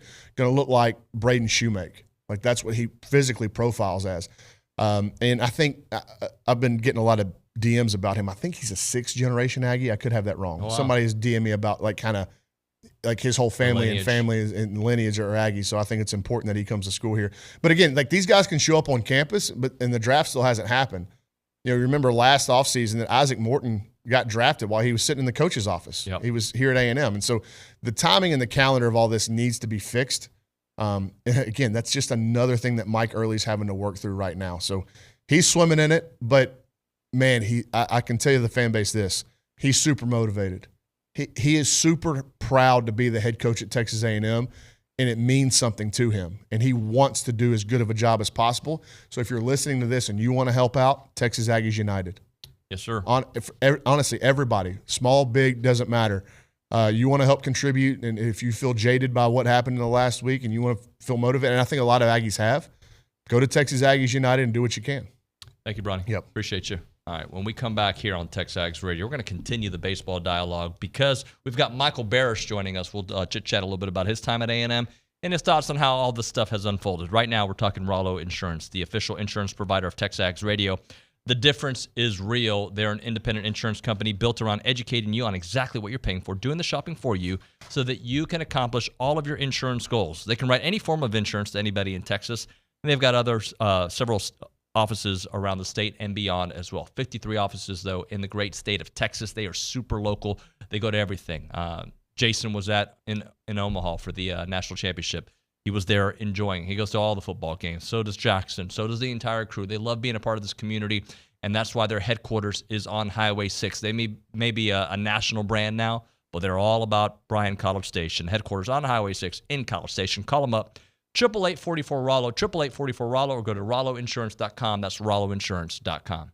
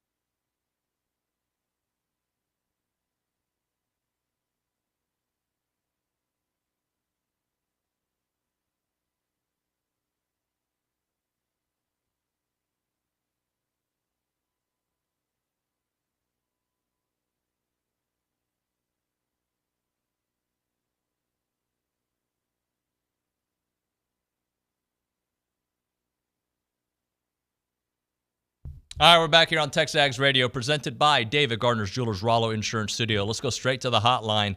We're joined by former A&M catcher and, of course, former pro baseball player Michael Barash here on the program. What's going on, Michael? How you doing, man? Nuño, doing great, man. How are you? Thanks for having me. Thank you, man. Happy to talk to you for the first time here on the show. So let's just, I know you've had some great tweets recently, but I want to talk about, let's look ahead, and maybe we'll work our way back. Thoughts on the Michael Earley hire? Fired up would be an understatement. I've had a few, I'm out of baseball now, but I've had a few interactions with Michael. And man, Mike is fiery. He's motivated. You can tell he loves his players. You know that the players love him. He's incredibly smart, well-spoken. And there's something to having a little bit of extra fire underneath you, the way everything kind of went down. And I'm extremely proud of him. We're not very close, but I can tell you that I think I speak for every former player that we certainly have his back with whatever he's about to go through. So we're certainly fired up for him. How concerned are you with his lack of experience as a head coach? He has zero experience as a head coach, especially at this level. Yeah, I don't think I have any concerns because he's been around it, right? I mean, when, as an assistant coach, I think you're grooming yourself to eventually be the head guy. And how do you get experience without being in the chair, right? It helps that he's been at some winning programs before. He certainly knows the ins and outs of our program. And then he's surrounding himself with elite talent just with his staff, right? So at the end of the day, a head coach is only as good as his assistants. And, man, he's got some good ones coming in. Yeah, he does. People were calling it spin, but I look at the situation and I look at if you weren't going to be able to get Tony Vitello, and by the way, I don't know if Tony Vitello would have been the right hire either, but I'm intrigued by it for obvious reasons. I think the getting Coach Earley in here, to me, it keeps what you have as much as possible, and you can win with the right culture, and I think you're keeping that culture. Yeah, definitely. I think whenever there's someone that's been around it, I mean, they played for Game 3 in the national championship game, and that guy's sitting in the driver's seat, right? And whenever you're around that, I think that's the experience that's needed, right? Because everyone says they want to go to Omaha. Well, you don't know how to get to Omaha unless you get there, and he knows how to do that. You kind of see the pouring support from the players that are in the portal that will more than likely pull their names, I'm assuming. But it just goes to show the relationship that he's built. And then just the support that he's been given from those guys, right? I think that's the beauty of college athletics is, although it is a business, it is a relationship-based business, and I think Early certainly exemplifies that. Michael, a week ago today, at this exact time, I'm talking to JB Moss, and we're praising Schloss and obviously the amazing season, and you had a chance to win a national championship. That was 7 days ago. It feels like years ago. Yeah, I would say this. I've never charged my phone as much as I've charged my phone in the past 7 days. And I can tell you it's kind of lit a fire underneath my tail as a former player because you like to think that everything's going all smooth. But, I'm certainly excited for February 2025. That's for sure. Hey, I want to remind folks, you tweeted about it, and we got a little bit of a clip of your history versus the University of Texas. Hopefully Nick can get that running. Take us back to that walk-off. What do you remember about that amazing moment? And just kind of take me through it. Yeah, my buddies, we got a group text. We were all on that team. And needless to say, I get reminded of it every other week, it feels like. But, yeah, it was an unbelievable night, just a Tuesday for us. But, at a time where we hadn't played Texas in quite some time, to be able to get a good swing off, to win a game is really all you're kind of focused on at that point. But yeah, a little Twitter fun certainly doesn't hurt, particularly with some of the responses in my DMs and responses. They can go watch that clip and they'll be reminded of who we are at A&M. Don't get graphic, but what kind of DMs have you been getting? Yeah, people are unhappy with, the way things went down, I think, on their end with our reaction. But here's the deal. I like Jim. I think he's a good coach. I think the way everything went down was not ideal. It was lack of accountability, lack of professionalism. Kind of the things that he mentioned in his press conference did not exemplify in the way he exited. Look, if you want to go to Texas, go to Texas. Ain't nobody afraid of you for that, right? But on the other hand, you just played for a national championship game where they're giving you the keys to the city. What else do you want, right? And thankfully, we got the guy in the seat now that wants the seat, wants to be here, is motivated to be great, and loves Texas A&M, right? As a former player, that's all I want out of a coach is for you to love Texas A&M, and Early certainly exemplifies that as well. Not that we needed another reason to get amped up for this rivalry, but I'm kind of enjoying, it feels like the stakes are even bigger because of this. Definitely. I think, again, you can't tell me that, you made a decision to go to somebody's rival when you play game 3 of the national championship game in less than 24 hours. I don't believe that. But I could tell you this, it's certainly reinvigorated our fan base. I've gotten a ton of texts, not just from Texas fans, but from former players at Texas A&M, whether I played with them or they played before me or shortly thereafter me, that want to support this program in a huge way because of how things went down, right? I think you kind of maybe, woken up a sleeping bear here. Michael Barash with us here on TexAgs Radio. I'm going to read this tweet, and maybe you can give us some info. If any players, current or portal, want to have the conversation about why they should stay or go to Texas A&M, then DM me. I think I have a very similar story and give direct insight. So give me a little bit of that insight. Yeah, I think my story is a little different because I'm not an Aggie by trade, or I didn't grow up by it. I'm not from Texas. I'm from South Florida. I went to LSU out of high school. Things didn't work out. I went to A&M after junior college. But here's the deal. Texas A&M as a whole changed my life for the better. Professional baseball and now in my professional life.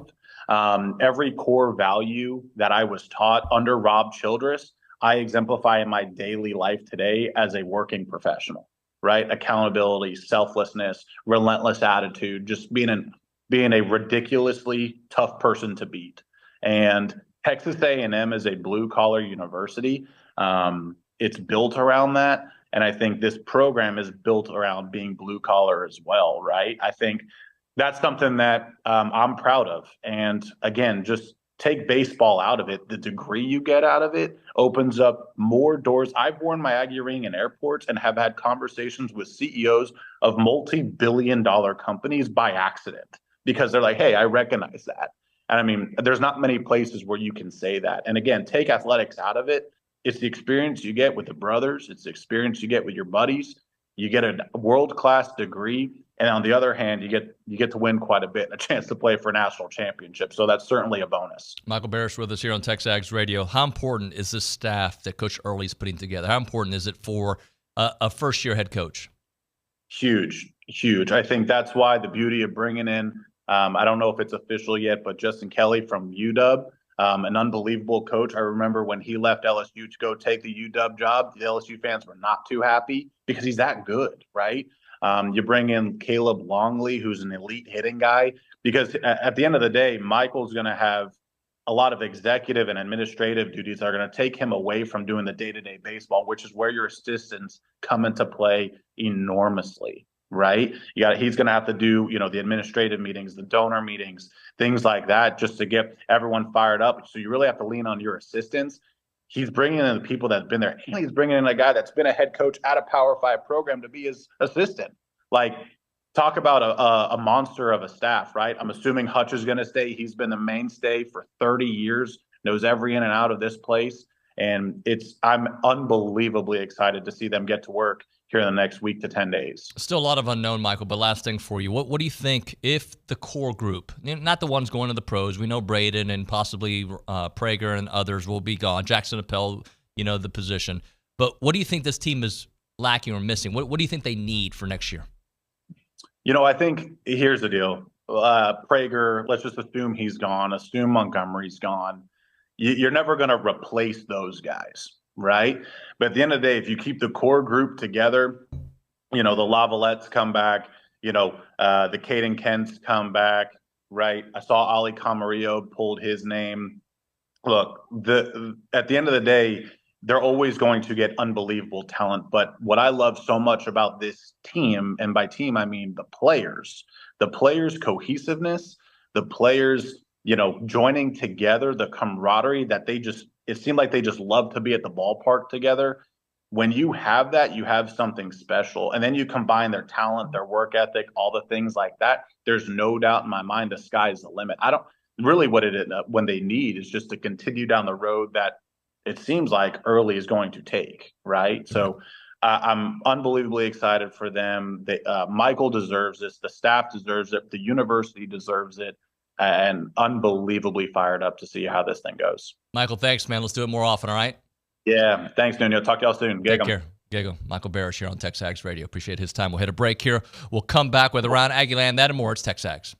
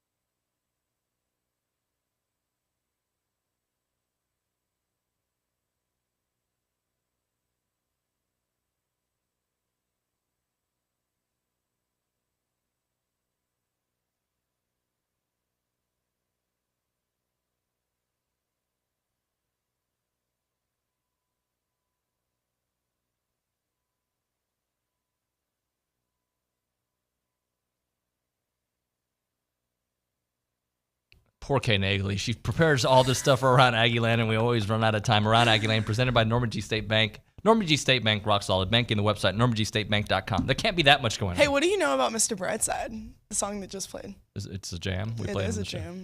Yeah. It's a good one. It's a good song. The people, they know. The people? The people that press the music buttons. Mm-hmm. Emily?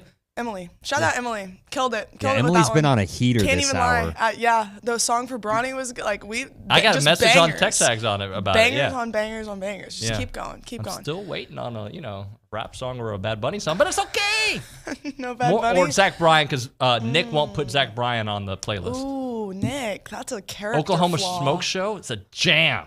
Nick is just. I don't know why he doesn't like Zach Bryan. Maybe he Zach can come- Bryan, not good.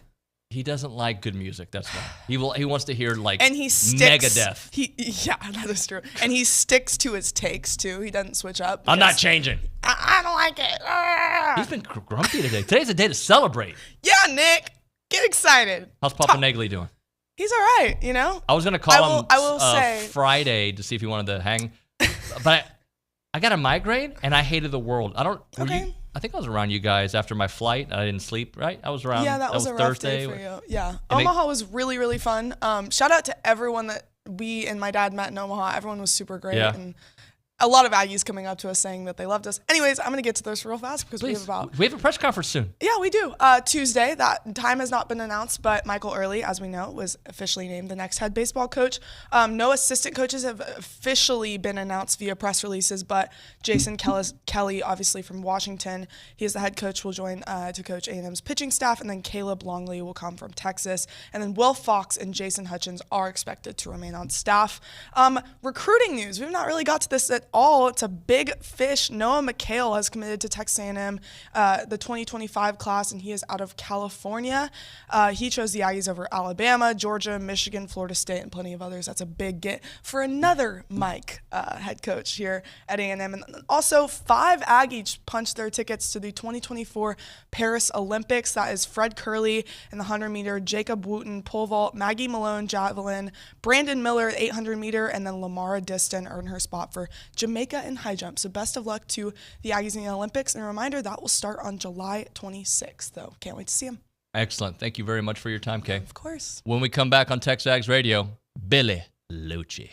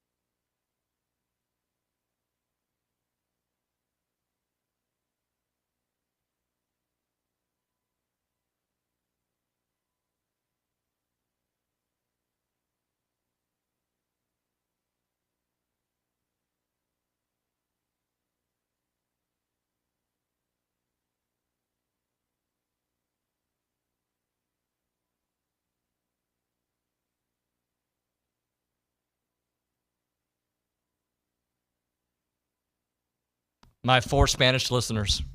It's for you guys. TexAgs Radio, presented by David. Actually, we have a lot more than that. I hear from you guys all the time. TexAgs Radio, presented by David Gardner's Jewelers here in the Rollo Insurance Studio. Appreciate everybody listening in. Looking ahead at Michael Earley, the hire that it is and what it's going to mean. We should have Billy here either on the phone or in studio in the next couple of minutes. Let's go to the Angry Elephant News and Social Center. By the way, I want to say this before we do that. So tomorrow's going to be the press conference for Coach Earley. Let's fill that bad boy up. I know the kids are all home. Let's fill that bad boy up. Let's make it feel like the Trev hire, the Elko hire. Let's fill that bad boy up. 979-693-1150. We go to the Angry Elephant News and Social Center. That's where we find the Steiniac, Carson Stein. We got a text message coming in saying, what do you guys think about A&M hiring the Washington head coach as the pitching coach? What do I think about it? I don't know enough. Like, guys, I'm going to be real honest. I don't follow college baseball outside of the SEC very much. So if Bronny's excited about the hire and Jason Kelly, and I think he said that was the one he knew least about, sure. Let's see how it plays out. I don't know enough about him. I do know that LSU didn't want to lose him a couple years back whenever he was there. I know that somebody on the boards posted a great little video of him when he was at LSU. I know he's got a head coach who's saying, hey, I'll be the chief assistant. That's something you hear about often, giving Coach Earley, a guy that he respects and who's worked with before, and a guy that he can really leverage in this situation. So, yeah, I'm down for it. Is our pitching staff going to be great? Who are we bringing back? Can he mold them into some even better pitchers? That's all going to be a part of the conversation. We got another one coming in saying, high reward, ceiling, low risk, or high reward, low risk, ceiling with Early. He's building a great staff and has an incredible lineup to learn the head coaching ropes. No need to talk about Voldemort anymore. Nicholas in College Station. So here's the thing. I do think it's a low risk considering what we feel like is coming back. Now, with all these hires, all of them, like, let me ask you a question. Would you say Lincoln Riley has worked out at USC so far? And I'll ask Nick, the audience, Carson, like, has he worked out? In some respects, he has, right? I think they've been underwhelmed, right? But the hire... Heisman year from Caleb Williams. That's about the biggest accomplishment that they've had over there, I think. But I think they expected more than they've gotten. Last year was the very underwhelming year for them. And the year prior, they were knocking on the door of the playoffs, but let's be honest, that defense was so bad that, no. How about this? Obviously, A&M fired Jimbo Fisher. At the time, it was an excellent hire. And it's felt like the first 3-4 years, it was an upward trajectory. I was underwhelmed when it was all said and done, right? So all this stuff you evaluate as more information comes about. When you have more information, that's why, like, some of our opinions have changed on the prior staff. That's why we're excited about what we know about Coach Earley, what we're excited about Coach Elko. But it's all about what results do we end up getting. If we get the right results, then it'll be a slam dunk hire. If not, you reset. But the gamble this year of keeping what you think is a core together, again, none of that is official, but you feel pretty good about it. With that as being the gamble of a team that was an inning away from potentially a national championship, right? No doubt that they were right there knocking on the door. So, yeah, the risk is, all right, the guy's not ready for the job, and this is not a job that you want to be that. It's not a learn-on-the-job kind of job. Did I phrase that the way I should have? This is not a learn-on-the-job kind of job. You know what I mean. But regardless, you keep the core together, and you have a chance in the SEC next year, and I think you hurt Schloss's staff, right? By losing his hitting coach. He's got to go find somebody else. And I think they're going to keep the guy that, I don't know. I forget how that's all going to shake out. I think Troy Tulowitzki's expected to come back and stay. So regardless, I think it all makes sense. It does. And you should be excited about it. And if you want to be a naysayer, you can be a naysayer about it from whatever colors your uniform is, that the team that you root for. I get it. Let's try to get one more in, Carson, as Billy's walking in. This one says, I'm hoping the school will organize a world-class celebration for the team for this past season. I feel bad their success has been overshadowed by this wild coaching chaos. I agree. I wish this would have been a reflection week. I wish we could have reflected on the great season that it was and how close they came to a national championship. That would have been great. I also, look, this is it's not embarrassing for this to be the best season we've ever had. There's a upward trajectory in the program. And if you think that only one man is responsible for that, not the players, then, but I think it's a group effort. With that, I have not seen you in a polo, I feel like, ever. It's a nice shirt, buddy. Oh. Hey, all right. Sorry. How are you? I'm good. Breathe. Brawny tried to get me all gassed up about some stuff like, I guess, Jerry Hamilton, Bobby Burton with Inside Texas. My thing is, if just simply that cemetery that Del Conte and Slosh met in, if you guys want to meet us there, we could have a talk. That's a real offer. That's a real offer. Yes. No, it's just a real offer. Yeah. We can talk. But we have to do it at that cemetery. Don't bring your cameras. So, and that's a real offer. Don't get personal with us in our business. It's like I don't know. I'm trying to think of when I've mentioned or referenced them, and those people I've known in this business for a long time. So I don't know when I've mentioned or referenced them. And if Burton's texting me to be on their show or whatever, why would I ever do that? Why would I ever do that with the comments and the action? And I hear them over the years. So come on, man. Like I said, reach out to me. We'd be happy to go meet up and talk at the cemetery.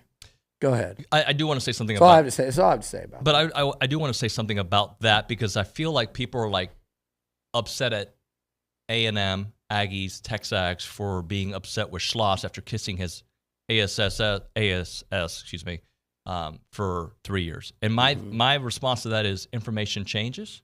And as information changes, you're allowed to change your opinion. I think Slosh has been very good to TexAgs. Absolutely. And TexAgs has been very good to him. And I think we had a lot of great content from him sitting in here doing these interviews. I would never deny or say that. Yeah.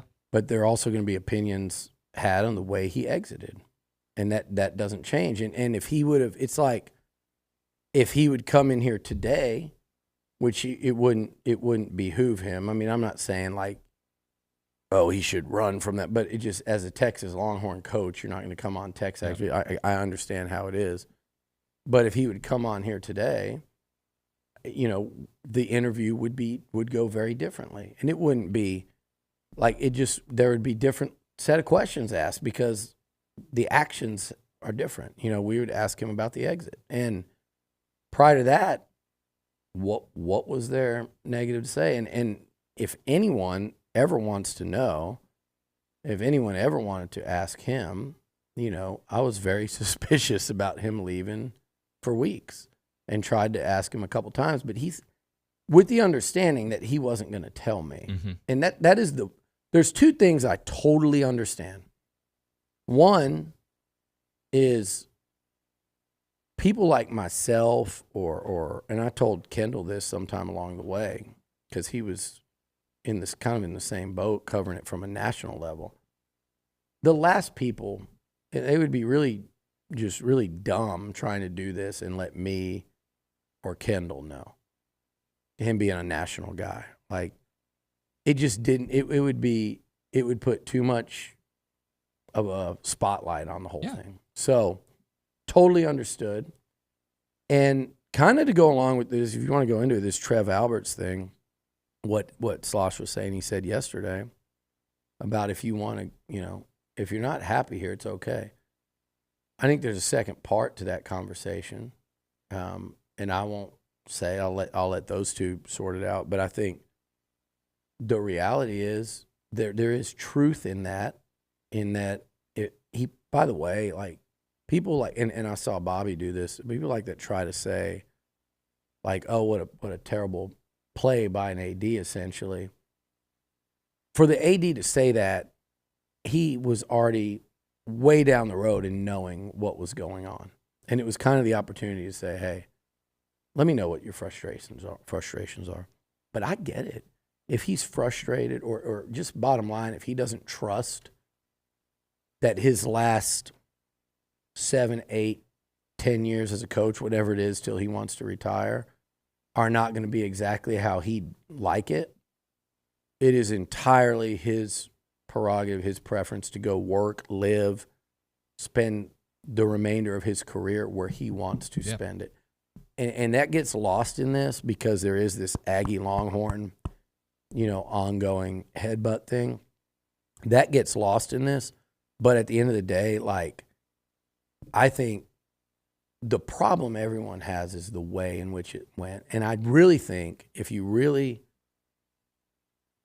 like, true serum slosh, instead of saying there's no easy way to do it, I do believe in his heart of hearts, he probably wishes he could have done it differently. And I'm speaking for him. No one said anything, but that is the part. Of course, everyone would be mad. Like he said yesterday, I knew it was going to be nuclear. I didn't know it was going to be apocalyptic.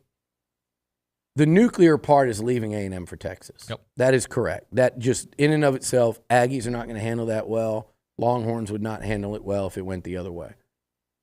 The apocalyptic part is because of the way it was handled. That's why it went to, to those levels, in my opinion. So, yes, no one would have handled the leaving for Texas well. Like, let's be real. We're Aggies. And by the way, the Longhorn fans would do the same thing if a coach left. It would be Tech fans did it with Chris Beard, A&M fans, but it's a lot of it went to a whole nother level because of how it was handled. Because nobody. And the timing, too. And just the timing. And, if Del Conte leaked it, then shame on him. If it came out from their camp, then shame on them for not keeping it under wraps for another day, because CDC should have been protecting Slosh to try to win his first ever title, even if it was at A&M, if you're that good of friends. I mean, it's so hard to get to that point, and that was the biggest day of his career. But, yeah, just the timing of it and just the fact that, like, I just think everyone kind of knows. Like, everyone knows. Forget about what was your commitment level in there, because I do think that dude worked his ass off for this program, and it's in his DNA, and he wants to win, and he wants to win every game. Like, I get all that. But don't even call it into question by because if people believe it and are in their minds convinced, as am I, that he's known this for quite some time, and I've got a world of intel to tell me he did, that's where people then just don't make it what it's not. I mean, I don't know the easy way because it wasn't my job to figure out the easy way or the best way. That wasn't my objective. That wasn't my burden to carry. That's the guy who's leaving. And maybe it's not. He could have said, I'm just going to go. I don't care. But you can't expect to not have a visceral reaction to that. But if he did, I mean, I don't know the right way to do it. But, I do think that this was the wrong way. That's what I do think. And it's not my job to figure out the right way. But after the fact, at least, you say, man, I'll be honest, it's been on my mind for a long time. And I just think if you just said as simply as, and he kind of says it, and then he meanders, but there was a change in AD when he said the job change. I disagree with that, but there was a change in AD. I didn't really get what I was promised from the first AD, and I didn't get a real sense that I was on the same page with the new one. And just to lock in right now was going to be the last time I did this. And if Texas hired someone else, then this was going to be it. And if I was ever going to work with my best friend, then we always kind of thought we'd end up back together when he left TCU in 2017. If it was ever going to happen, it was right now. Say that. And no, people still wouldn't have taken it well. Of course. I'm not saying that at all, but just say that. Anyway, this is what I think. I think that I'm not sitting here kumbaya, forgive and forget, but I was of the mindset that a week's gone by. I don't think there's going to be a lot of players swapping and that type of stuff. I mean, I know there are rumors out there both ways, like, fine, maybe Texas gets a guy, and maybe A&M gets a guy, but it's not going to be like some kind of Armageddon, battle in the streets, right? But I do think that a week's gone by. You got players that want to be at A&M. They want to move on from it. They want to continue winning. A&M and Trev Alberts hired a new coach yesterday. This is Mike Earley week starting now. And I think that should be the focus. And I think, like, look, I'm not saying, like I said, like, forgive and forget, but I'm saying they had their big party yesterday. Let Texas and Slosh and Del Conte and all them do their thing, and let A&M do its thing. And hopefully we meet on the field this year as two very, very highly ranked, well, I know at least one very, very highly ranked baseball team. But look, they're going to be good. They're going to be good. And I think Texas A&M is going to be really good. These first couple of years, you know, Mike Earley is going to have a roster, and as those players will tell you, he can freaking coach ball and get a team motivated to play and have them rally around him.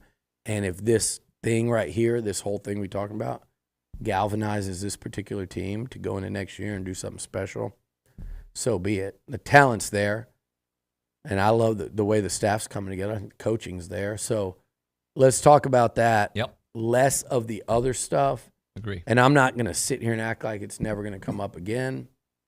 But I think one by one, if people will just shut up about it, both sides can kind of move on, because he's not undoing what he did. He's also not coming back. And you've got a young coach that here now that I think needs the full support of Aggies. And, you know, I talk about how distracted was Slosh and Nolan Cain and some of those guys during the CWS. I don't know, but I'm sitting there asking that question, how distracted were they?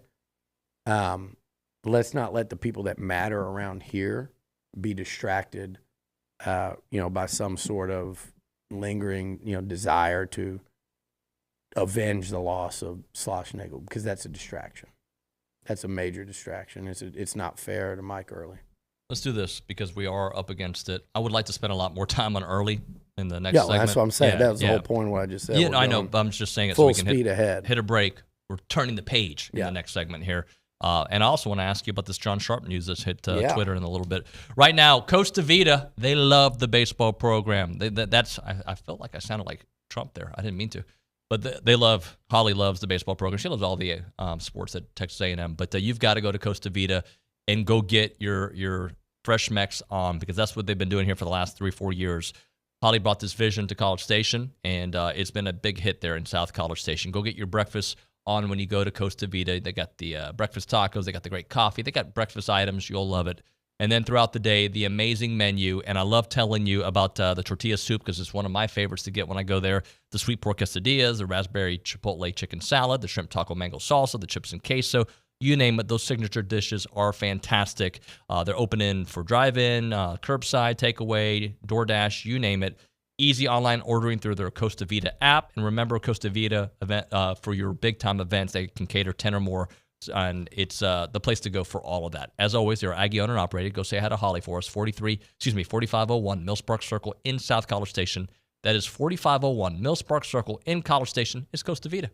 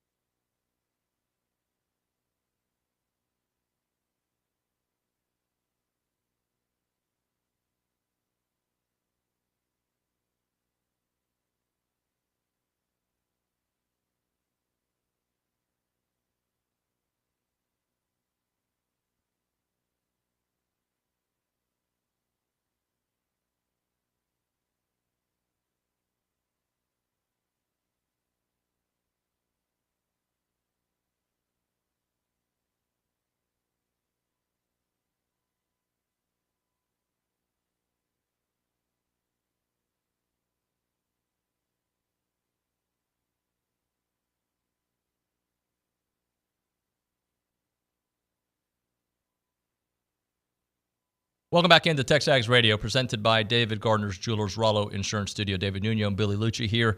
All right, so let's examine the Coach Earley hire from multiple fronts. I want you to kind of give me your thoughts on his resume and lack of experience or no experience as a head coach, and why it makes sense for this Texas A&M team now and hopefully for the future. I think his resume, it goes deeper than A&M, but as a player, Arizona State, like just what he's thought of in baseball circles far outweighs like the resume, because he's just a young, up-and-coming head coach. I know he turned down a couple of jobs when he was here over the last couple of years, like smaller jobs. He was sitting there waiting for the right job. I had people asking me, would he be interested in Ohio State this go around? I don't know if Ross Bjork even thought about that. It wouldn't surprise me if he did, with his knowledge of what Mike Earley has done here. But that's neither here nor there. Like what sells you on Mike Earley, if you're Trev Alberts or if you just need to hear it, Hayden Schott just announced, let's run it back. I think you're going to see a steady stream of those things coming in. Again, I was saying it's not who. It's not right. That, it's Jace and Gavin and these guys say they'll play for Early, but that's it here. It's not who, because I'm sure there's a couple hires they could have made that could have sat down and talked to those guys and they would have been sold. Not many, though, because they wanted to be here with Early and Early only. There might have been one or two exceptions. It's not the who. It's not, you didn't hire Mike Earley for the who. You hired him for the why, and I keep saying that.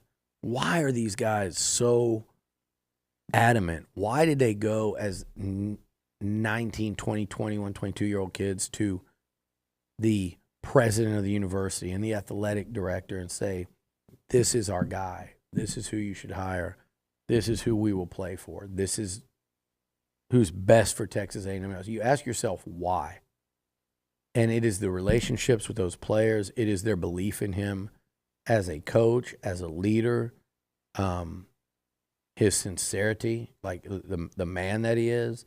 Like, those are the reasons. So you say why, and then you go, okay, he does lack experience.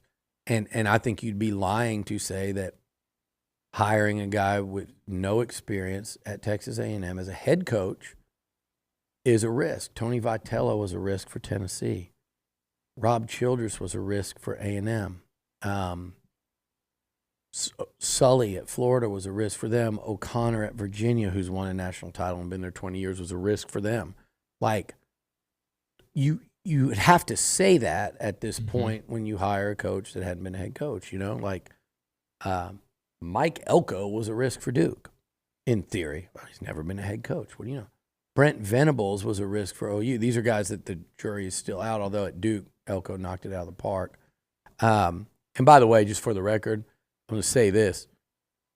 I'm disappointed in the references by Slosh to Mike Elko. Mike Elko was at every single baseball game he could be at. He was a loyal, fervent supporter of that program and that baseball team. And I'm here to tell people he did say goodbye to the Duke players. There was a Zoom meeting. There was an erroneous article written that I think was since corrected. He Zoomed with the entire team to tell them he was leaving. So that it's neither here nor there, but it is relevant because it keeps getting brought up. He did handle it differently, and he did Zoom with the team. So getting back to my point, though, there's risk involved, but that's fine. You were willing to absorb that. And part of the reason you were willing, there's two reasons you absorbed it. Number one, and I'm sure you'll hear Trev talk about it tomorrow, and there's a press release, but when he sat down with Mike Earley, I think the next order of business was go and start lopping guys off the list that had resumes. Skip Johnson, who'd been to a CWS final, Tom Walter at Wake Forest, who's had a great career, great run there for, I think, 13 years. Those guys start falling off the list. They stopped adding people.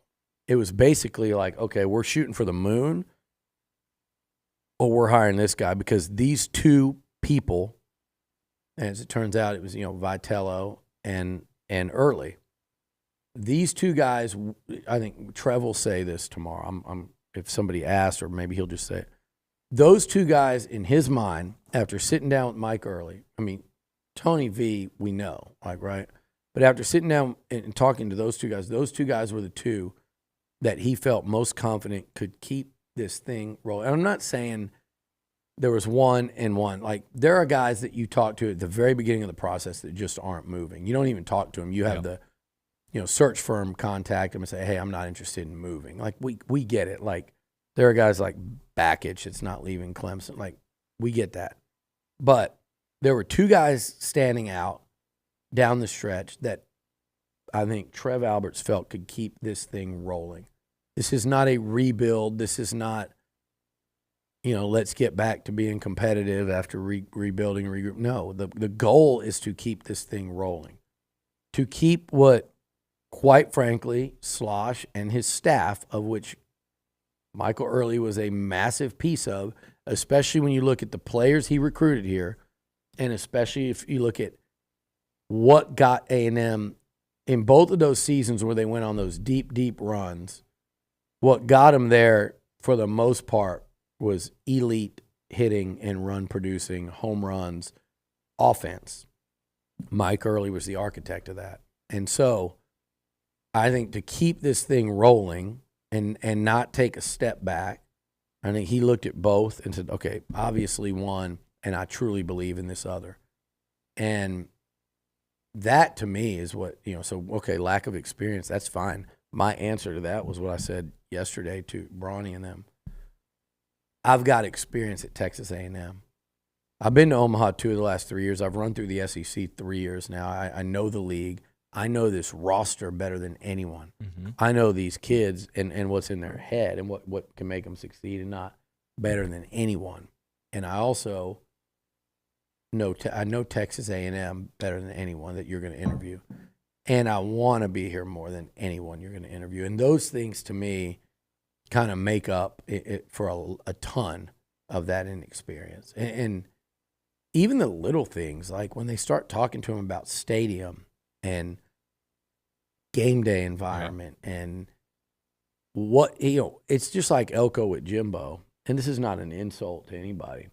You go and you look, what did this guy do right and what would I do differently?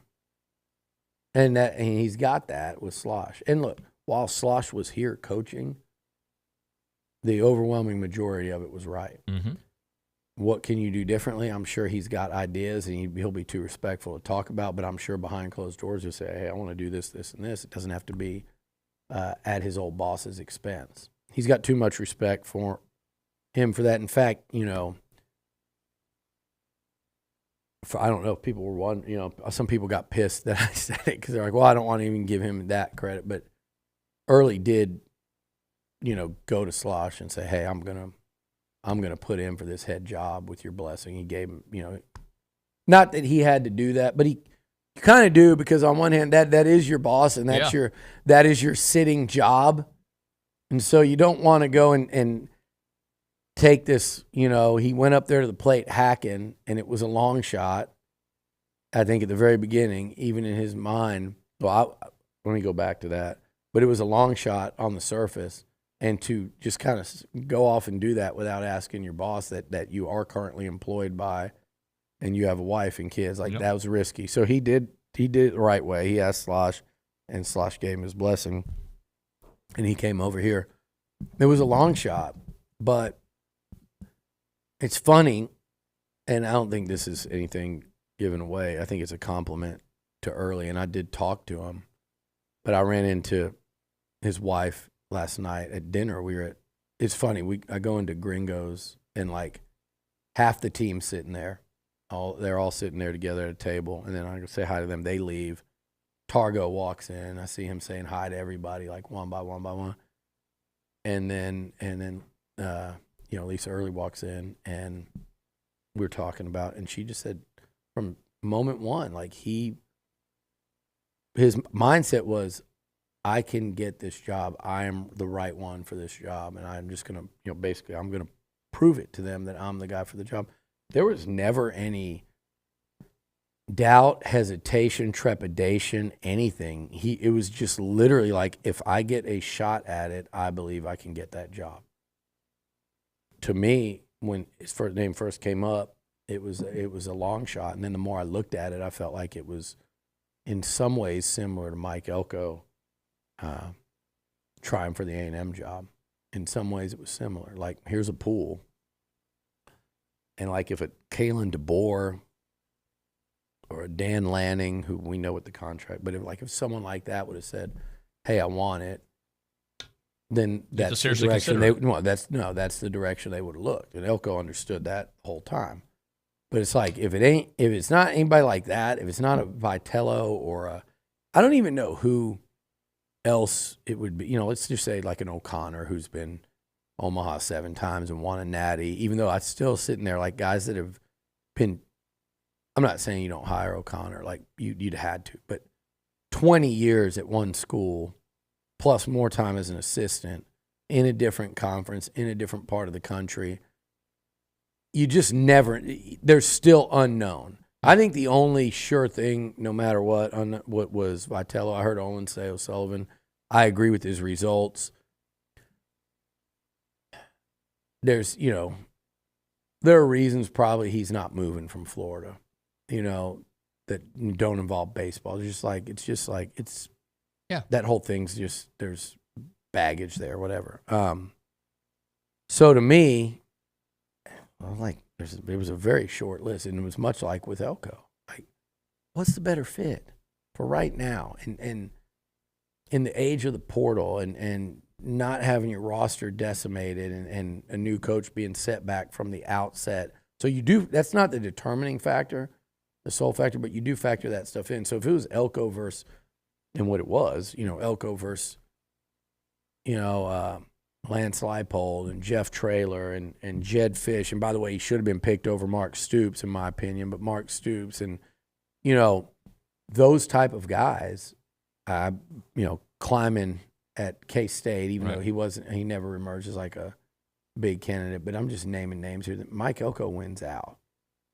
And that's, I don't think early people thought of that, because Elko was obvious, from what he had done at Duke and throughout the thing. Like, well, if they make a change, Early just emerged quickly. And people were like complaining about the timetable of it. And man, I've never seen people get more restless over a 5-day coaching search. It really didn't start till Wednesday, when you think that the slosh thing popped at about 5 o'clock Tuesday. Wednesday, Thursday, Friday, Saturday, Sunday. It went 5 days. And it felt like 5 months to some people. But no, I thought it wrapped up quickly, but it was pretty extensive. I think there was as many as like 8. From after talking to some people, I wrote probably around 10, and now I think it's around 8, like legitimate looks that were given. Yeah. And I'm telling you, at the end there were 2. And some of those were eliminated. A lot of them were eliminated on this side. Let's hit a break here. We'll come back when I ask you about John Sharp. Right now, a moment for Caldwell Country Chevrolet, Highway 21 in Caldwell, online at caldwellcountrychevrolet.com. When you're looking for a new vehicle, you can stop by Caldwell and look at what the great selection that they have. You can start your search online, obviously, and get a feel for it. But then you go there, you do the test drive, you talk to the sales associate, you find out about the pricing. You're going to like that. You're going to like the trade-in value. And then you're going to love the customer service that starts before, during, and after the entire process. That's what they are at Caldwell Country Chevrolet. They're the best when it comes to getting you a vehicle in the Brazos Valley and surrounding areas, right? You want to go test drive and feel the experience when you get there. And also, when you buy your car there, how about the complimentary pickup and delivery of their service customers? About a 15-minute drive, Brian, at Caldwell. A short conversation away, but you'll see the difference when you step on the lot and do business with the great people there at Caldwell Country Chevrolet. Highway 21 in Caldwell, online, caldwellcountrychevrolet.com.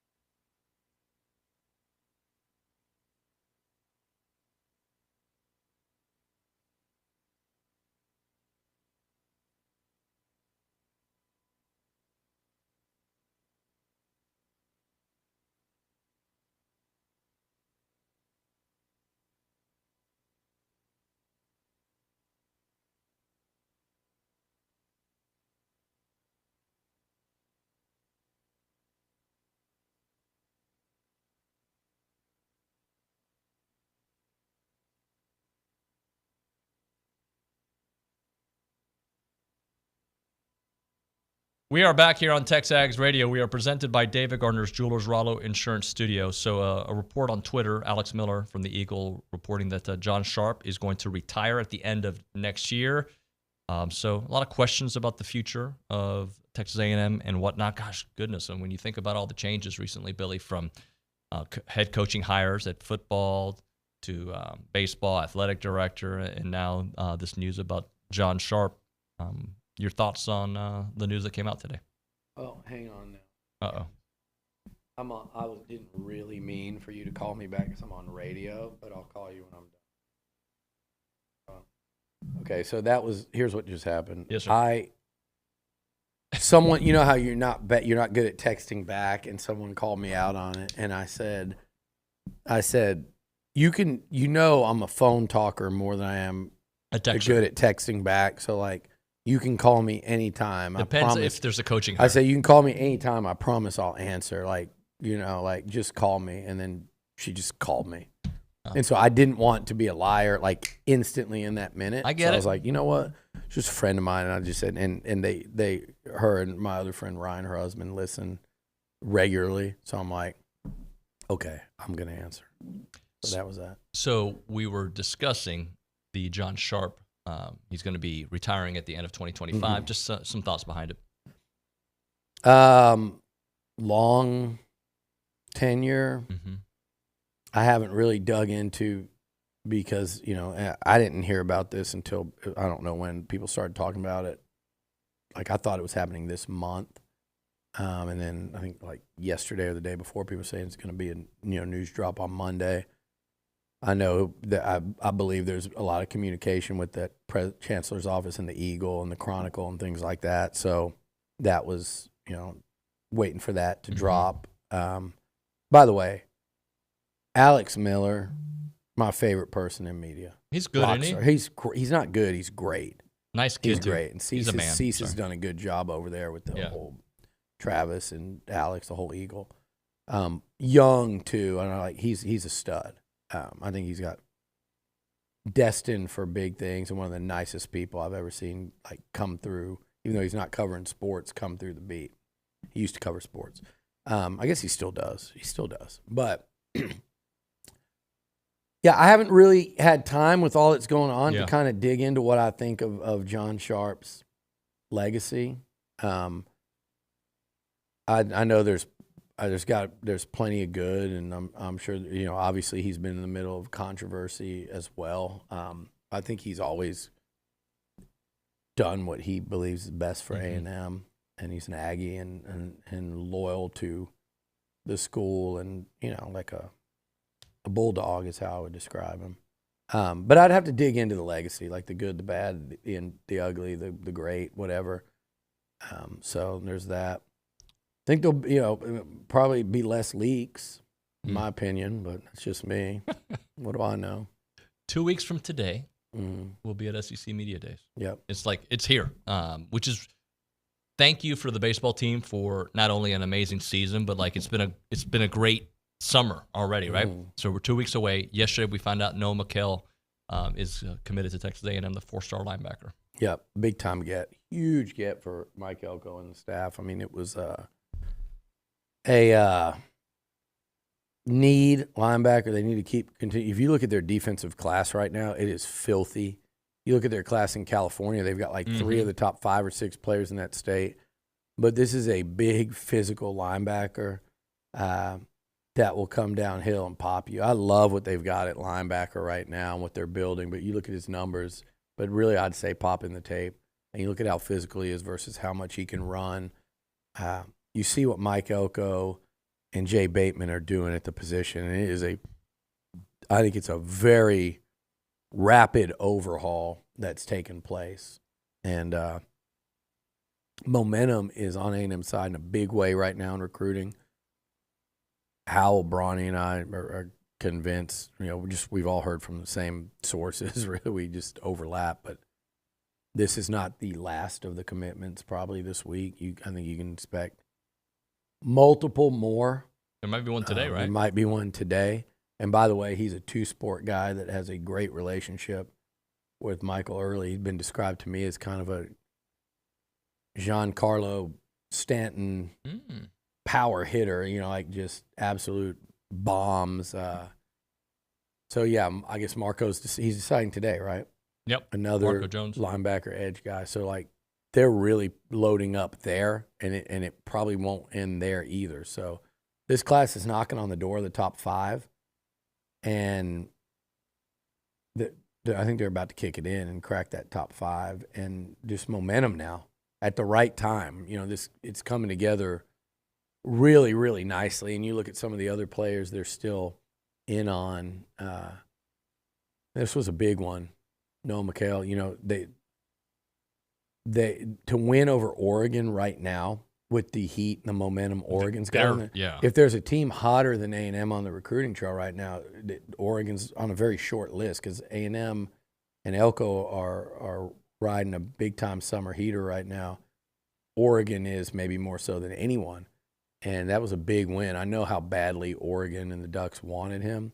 A&M wanted him just as bad, if not more. They've been going after him for a while. He's been close for a while. I know there was a lot of people in the Bright complex really, really happy when this one went down. And if you look at the linebackers now with him and Kelvyon Riggins, that's like a dynamic duo right there at the nucleus. And I think they'll go at least one more there at the position and really start to load up.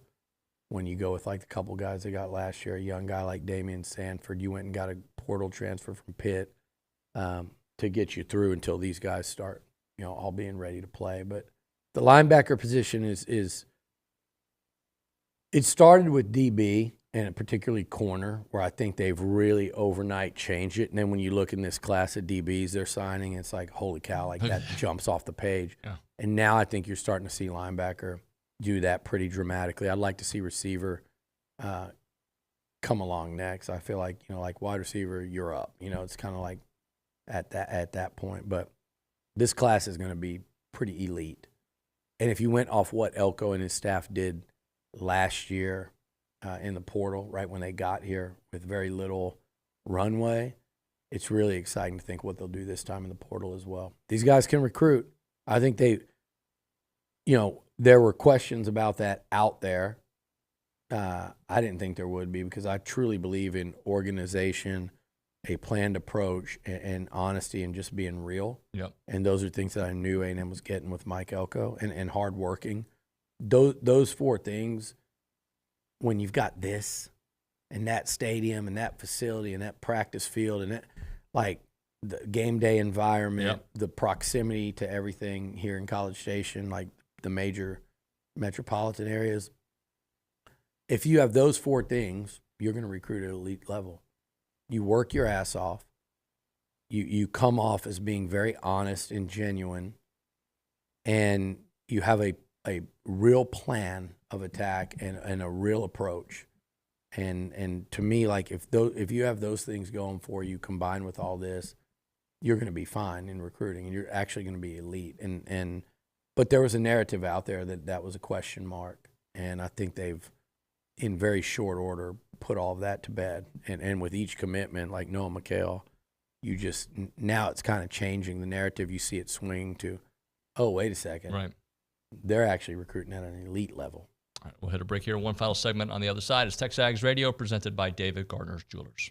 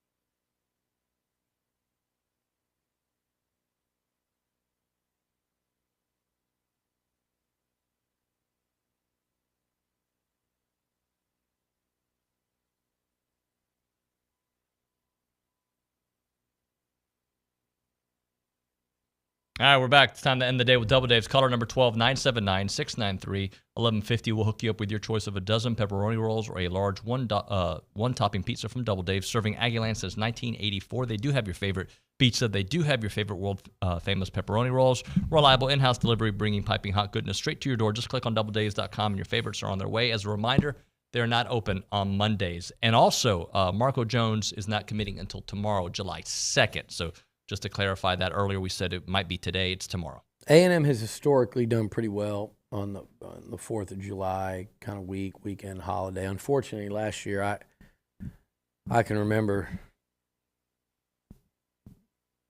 talking to Jimbo, walking through beautiful Telluride, and like first time I'd been there and like just kind of soaking them, and then Cam Coleman commits. We won't talk about who he plays for now because Aggies could really use him. I think he's going to be special. But an Alabama kid that stayed in state and went to Auburn and really stayed in state after a coaching change. And I think the Aggies would have lost him anyway. That deal was kind of trending that way anyway. But they've done well on the 4th of July. I could be wrong on that, but I think they've had a good run on that holiday in terms of getting certain guys, and I kind of feel like that run. If I was a betting man, I'm betting that run continues. And again, Marco Jones, I don't think it's talked about enough. He's a two-sport guy, and really damn good baseball player that has a great relationship with none other than Mike Earley. Great stuff, Billy. Thank you very much, buddy. That's it. That's the show. We got 30 seconds. You can say anything you want. No, I mean, I was talking earlier the John Sharp thing. Like, I really do want to dig in, because I've had a long relationship with him, friendship, whatever you want to call it. And I want to go through and see. He has an interesting, I think a really unique career here and legacy. And I do think it's something important to talk about. I'd actually like to get him on this show at some point. He's here for a year. We're not saying we got time. Yeah, that is massive news at A&M, especially in light of a new president, new head football coach, new AD, new baseball coach. There's a lot of change right now, and you got to get that job right, because I think everything else is lined up nicely, and you'd like a new chancellor that's going to have a long run here, that's going to get the job done. Thank you, Billy. Appreciate that. Tomorrow on the program, Ryan Targoch. How about that? Ronnie will join me for that one, and we got some other things up our sleeves. We'll see you then. Thanks so much for watching. See you mañana.